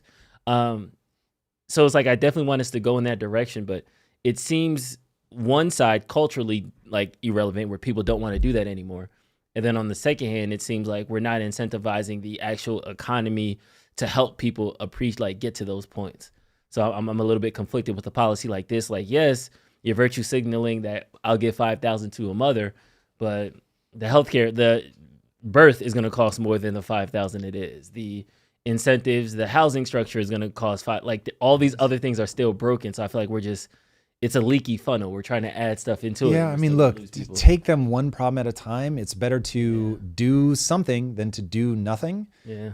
Also, the political will to change these things is so conflicted, man. You people just pulling in opposite directions.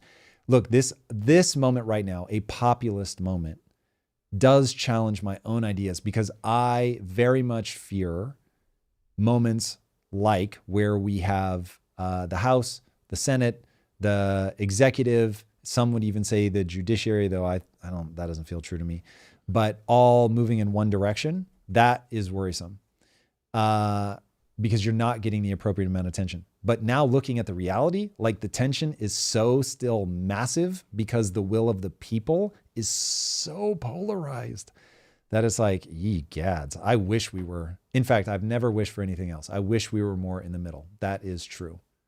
More in the middle. Where I want to be is where I fear the party alignment, because we're all so close in the middle that we could actually run in one direction a little too fast.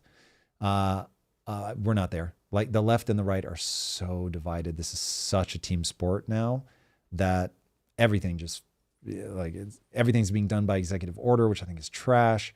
Yeah, I am not enjoying a populist moment. I will say that. Andrew W. saying that China is going through the same thing. But what's same thing? Like they also have a demographic, I keep wanting to say demographic collapse as well. Yes. Basically every industrialized nation is. I think the country that's in the worst shape is South Korea. South Korea, yeah. It's like terrifying. Terrifying. But money's not incentivizing them either.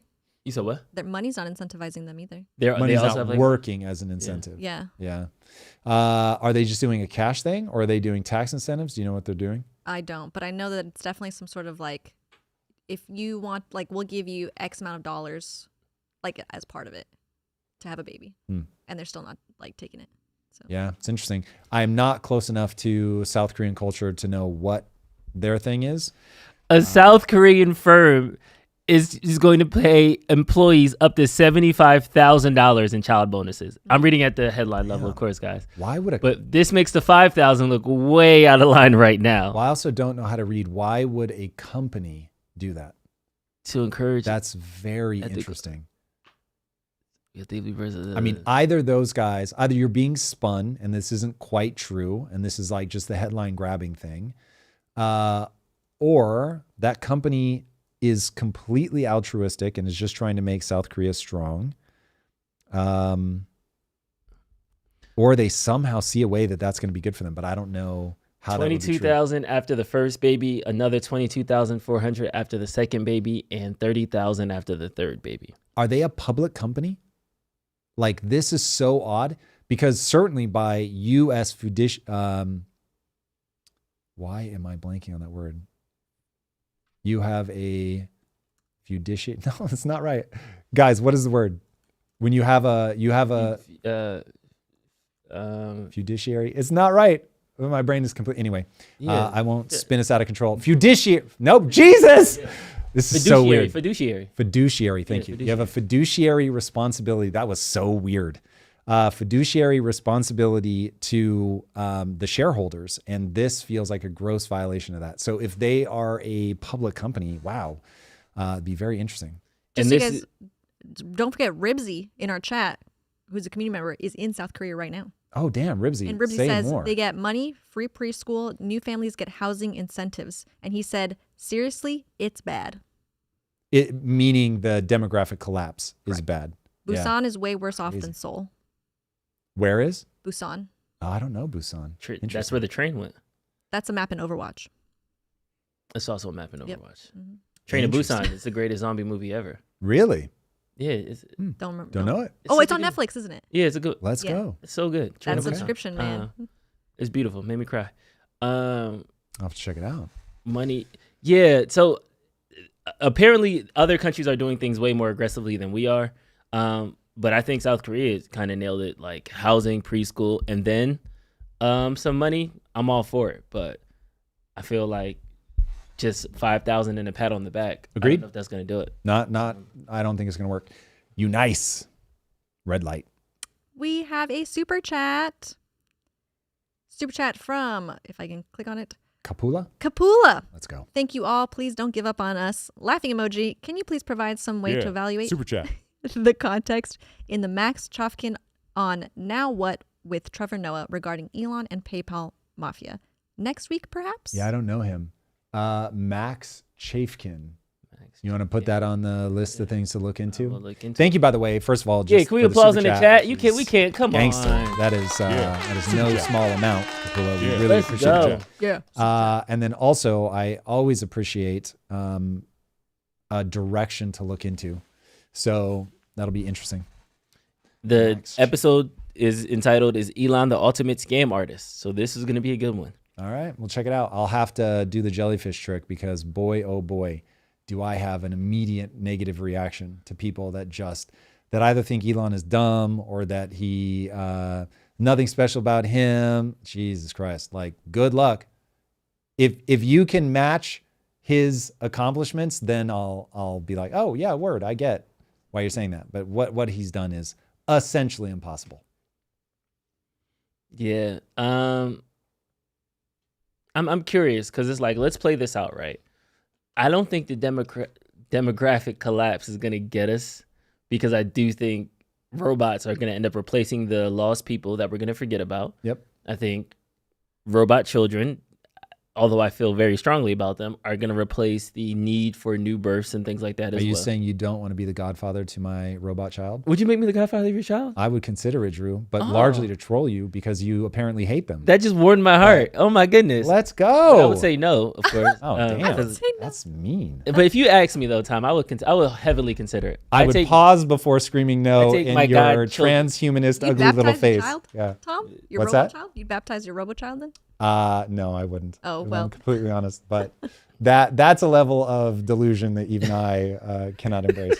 Meaning, like, at some point you have to admit this fucking thing. The priest is gonna be like, He's gonna malfunction in the water. It's gonna Oh man, Jesus! Talk about Oh, something I short never thought about. People won't make cakes for gay people. I imagine there are going to be priests that are like, nah, I don't baptize AI. I'm Nope, not gonna baptize hard a pass. robot baby. Baptize in oil and blood. Is that actually going to happen? It really might. That's funny. Crazy. Uh, Crazy. Yeah, so as much as I'm worried about our demographic collapse, I don't think it's actually going to play out. I think we're going to end up just roboting the holes and then slaving the other people. I know that's dark, Oh, but God. Jesus. Who are we enslaving? the people that we need to fill in the holes in our economy. Why are we enslaving them? Because Who's enslaving them? I just You feel think like, the West? yeah, the West. What?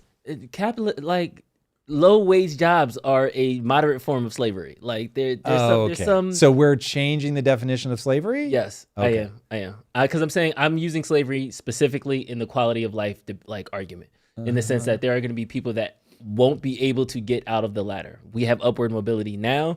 We have ways that people can navigate, but there is going to be a point, in my opinion, whether it's the 20 post-capitalist society, they're not going to be able to upwardly. They're going to be stuck in their class. What do you think gets them stuck? Housing is out of reach. Yeah, the no barrier assets to for them. entry is just too. Like, yo, people are breaking now, and that barrier is not there. But it's just in the 1980s, I could work at one job, I could have $65,000 a year, and I could take care of me, my wife, and my family of 3. Mm-hmm. Now, with $130,000, I can't do those same things. So it's one of those things, like, there is going to be a number where it's some people who have that drive and ambition are going to keep up with it, but there are going to be some guys that are just like, I'm tired. Like, I can't do it. I can't work that hard. Maybe there's something wrong with my brain. Maybe I'm neurodivergent. Maybe I wasn't the smartest cookie in the Oreo pack, but I'm going to fall off of this. And those people that fall off of this, they're going to be in a perpetual cycle of whatever the robot equivalent of Lyft, DoorDash, Uber, 9 to 5, all these other jobs, like retail, whatever the new thing would be. And they'll just be in that constant cycle of working 2 or 3 jobs of those things just to make ends meet, barely getting ahead. And to me, that's a form of slavery when you're just not. You're not thriving. You're just working to live. You and I don't have a fundamental base assumption shared about what human existence is. I'll quickly say that, what I think that breaking down is. And then I'll say, if I had to enslave people, how would I do it? That's a Okay. that's a fun one. So what I think the human existence is, life is very difficult. And the default setting isn't we take care of you. The default setting is we let you die. And history is a long string of we either let you die or we actively kill you to take your, usually women, maybe your animals, but you're already now way deep into human history. In the beginning, it's mostly just we're going to kill you and take your women. That's life. Life is not the delusion that we live in now, meaning the default natural state is not what we have now, where there's so much abundance that we can view people that still have shelter and just don't like their jobs as being enslaved. That's crazy. Like when you hear like what real like fucking, they're called slaves because of the Slavs, which were, I'm out over my skis, this is headlines, but they're called slaves because of the Slavs, largely Vikings, going through that area on their way to the Middle East and just grabbing people because they could, because fuck you, we're bigger and stronger. And they would just enslave. Humans are so gnarly. and you would be raped, you would be backbreaking work, or like in the Mexican and American context, like, oh, we just can't deal with malaria and people from Africa can, so we're going to bring them over here. And do all those horrible things to them, to boot for the fact that thanks for letting us not have to deal with malaria. Okay, that is the horrifying human history. That's our default. And so now we're in a very different position where, at least in the West, where it's like people can actually, like, we're so stable and we have so much that we can say, your shitty job is like slavery. It's like, yikes, just not true. And I would so much rather I would rather find myself eternally in that position than being raped and beaten and all that shit in historical context. I'm well aware that there are nuances that I'm glossing over. That's all I'm going to say. Mm-hmm. Okay. If I had to enslave people, Drew, and I had to use AI to do it, and I'm now talking like a sci-fi writer, because when you were talking, I was like, Drew, it never plays out like that. Because what actually ends up happening is the divide between rich and poor gets so big, and there are so many more poor people, that eventually you hyperinflate your currency because you're trying not to get killed by your populace. So you're printing so that you can give them things, unintentionally making the rich richer and the poor poorer the whole time. You really are trying to, like, oh God, stop. I don't want you to come for my neck. You eventually come for my neck, and all the rich people, not all, but a bunch of them get killed. And then there's what's called the debt jubilee. And that debt jubilee is the result of bloodshed. And we just say, yeah, all the people that are owed money, sorry, fuck you. And all the people you owed money, not anymore. And so now we hit the reset button. Guess what happens when you hit the reset button? People still begin dividing into rich and poor. But at least the divide isn't as much. And for a while they stay close. And then over time you realize, oh, we're money printing again, and we're doing debt and all the bad things. And then the cycle repeats. So if I had to enslave people, I have to stop that cycle. I have to stop the masses from being able to take on the elites. Some people will say that we're doing it now through numbing them. So we're giving them bread and circus on such a level that poor people are obese and that they have an endless stream of entertainment for next to nothing. And so, cool. They are just never going to muster. Oh, also, we're literally lowering the testosterone of the males, who are the ones we have to worry about. And so, not anymore, numbed out. Okay, that would be option one. Maybe it's already working.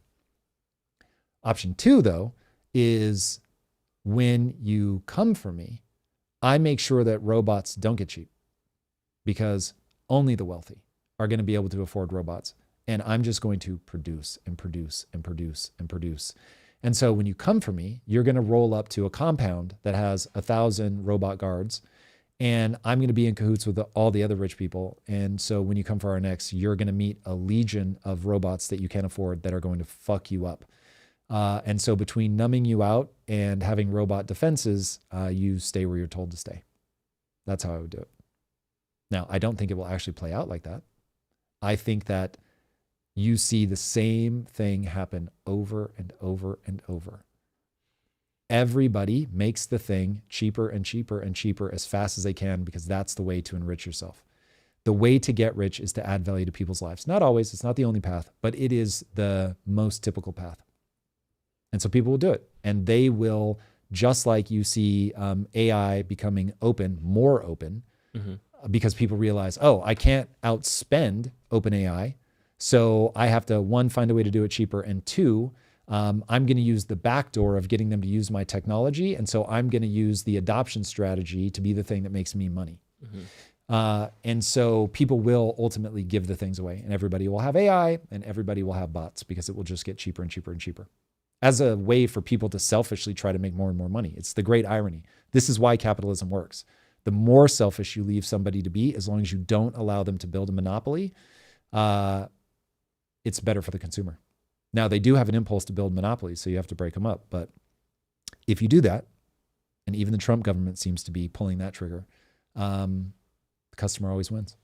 I want to continue on that, but RJ Johnson has a relevant super chat that is on topic. We do. RJ Johnson, thank you for your super chat. RJ Johnson said, AI will solve the population issue by reducing births due to hot sex robots and will produce all the GDP. Think one-person unicorn companies and apply to countries, e.g. 10 people in parentheses, oligarchs, plus 10 million AI agents. Yeah. Crazy. It is crazy to think how impactful AI is going to be, that we're living through the moment right now, but every day is so long that we lose sight of how rapidly things are changing. I haven't used Google for a search in probably 6 weeks, and I didn't even notice that I changed my behavior. Because the first time that I tried to use, I made chat my default search engine. It didn't work, and I was like, this is terrible. And then all of a sudden I realized, like a couple days ago, I was like, oh shit, I actually now really do use it as my default search engine. AI is incredible. Anyway, it'll keep getting more incredible. It will keep changing the world. This is going to be bananas. And slowly but surely, like already I see Waymo cars. I see robots delivering things on the streets. I was at a conference recently and there was just robots just wandering around. Mm-hmm. And one of the robots, for a second, it was so uncanny. It had totally fake features. It did not look humanoid at all. But it had a little screen for a face. And when I walked by, it seemed to track me and then blink up at me. And I was like, yo, I felt something. As it turned out, it was just running a random loop. And it just happened to like perfectly time with me walking past it and looking up at me and all that. But that will become real very, very soon. And we just won't notice. And it'll just be all robots all the time. We'll be like, oh yeah, shit, fuck, they're everywhere. So do you think 30 years down the line, we're going to have the same? No. I don't even need to know what you said. Same. No. Nothing will be the same. But like the same societal ills of culture with just a different civilization. So just like right now, if Alexander Hamilton walked into America, he wouldn't recognize 90% of it. Yeah. Do you think? But he'd still be like, yeah, humans. Humans, right? So do you think? I knew they should have paid debt off. Yeah. That's literally what he'd be screaming. In the future, though, do you think we're going to walk into this world, me, you, and Tom and Eunice, we get on a time machine. Sorry, guys, you couldn't come. It's only 3 people. We go into the future. And we open up our live in 2125, and we're looking around like, okay, yes, it's flying cars. Well, hold yes, on. You robots. said 2125. That's 100 years from now. 100 years from now, yes. 30 years and 100 years are very different. I wanted to be more of an Alexander Hamilton situation, so that's why that's 300 years. So 100 years from now. Nothing will be the same. So, but we're still going to see humans going to human. There's still You'll see there'll be a weird little group of people out in a field somewhere that live life like they were living back in, I always round it to the 1990s, but it's very possible 100 years from now, you'll get people that are truly like village oriented that find a way to subsist off the land, because there's this whole idea of different and better. Like you have to be different and better. And how are they going to convince people that you're different and better? That it's going to be all the way to regenerative farming, no technology is my gut, 100 years from now, because everyone else will have integrated technology, will be so much smarter. It will be unreal. And they won't be able to keep up. So you will have to tell your people that we're playing a totally different game. And what you're going to tell your people, the game that we're playing is we're right with God, and we are living the way that God intended. And all of that technology was moving us in the wrong direction. It's all the things that led to war, unchecked growth for the sake of growth. That's not what we want. We want static, we want stable. And the world really will divide between the people that embrace change and thusly become transhuman. I still have a weird sticking point saying that out loud. And people that become what I call neo-Puritans. So the Amish population 10x's and everybody else goes into the future. Does it 10x? I don't know. I really think in 100 years, Drew, it'll just be so hard to convince. What will happen? They'll isolate themselves regionally. AI will either kill them or leave them alone. If they want isolation and AI doesn't see any need to kill them, then they'll just leave them be. There probably will be a war, though. I think the Matrix got that right. They will lose. I think Neon Future got that right, unless they use AI.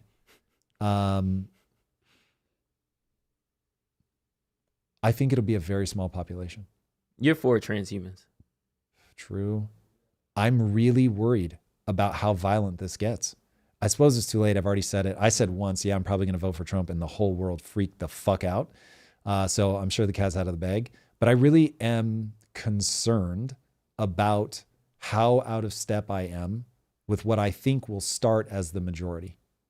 And I think that given the amount of religious fervor I'm expecting around this, I think just like you saw the United Healthcare CEO murdered in cold blood and people cheered for it, you will see prominent transhumanists get murdered for sure. Mm-hmm. Somebody said you're going to be like Adam Smasher on Cyberpunk. You're going to go like full, like the only thing human about me is like my face and you'll AI everything Will I else. even care about my face? So you'll go up to 98%. Somebody asked me on X, I think, or maybe it was you, somebody put in Slack. I think somebody in the community said, ask Tom at what point he will still consider himself human. Yeah. And human is a way of processing information. So as long as that's not true. Being human is largely your biology. So even if I were mimicking human biology, I think it would be unwise to think of myself as human. Where do I think I'll cross that line? I don't know. It'll be so blurry. It'll be something like, if this comes to fruition, by the way, I feel like I'm so in sci-fi mode right now. Right now, my default assumption is I die and I live a normal human life. That still feels like the highest utility belief, that I need to be thoughtful.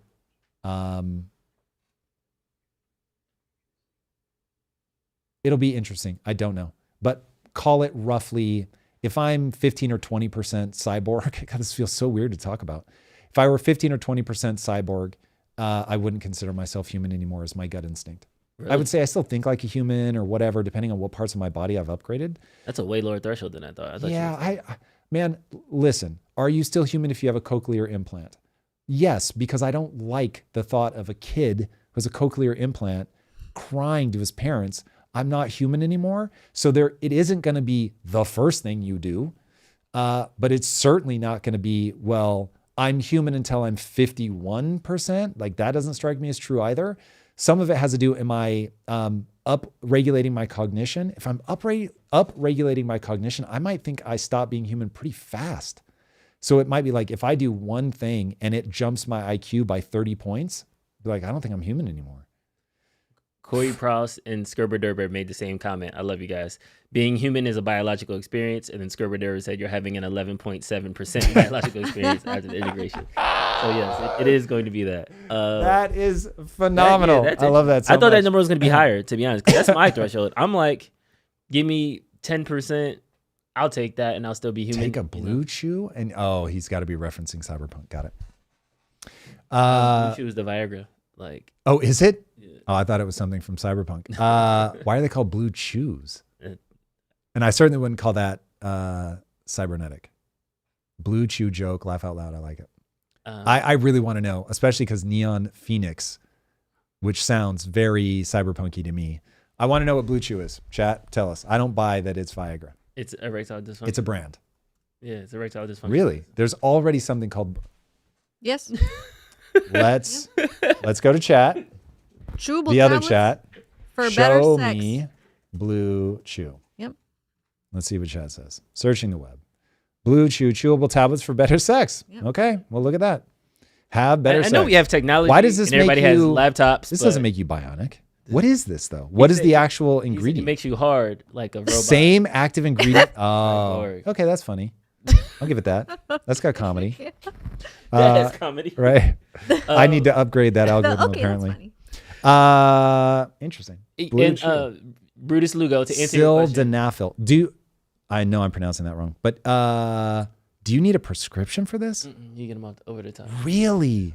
Whoa! You can get Viagra over the counter? Yeah, but it's the sedative, whatever, Sildenafil, the generic. Sildenafil. Yeah. Sildenafil. It's generic now. They lost their threshold. Wait. Okay, so but how is that not prescription? Yeah. Okay, so after a certain period of time, they lose their. That's how you go to generic. That's when they go to generic, and then the generic you could have like lower.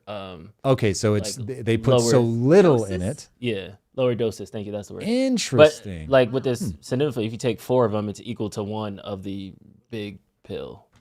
So you can still kind of get there. Yeah, get around it. Yeah, that is very interesting. Crazy.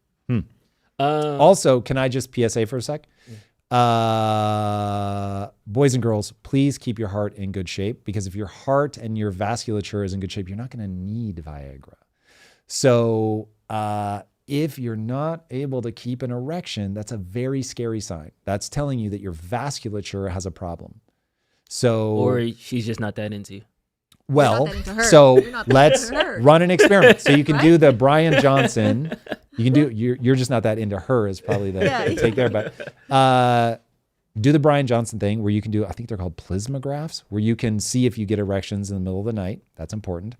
And then also, if you have to do a porn experiment, see if you can get fully erect. If you can't, you really have a problem and you need to like deal with that. That's no bueno.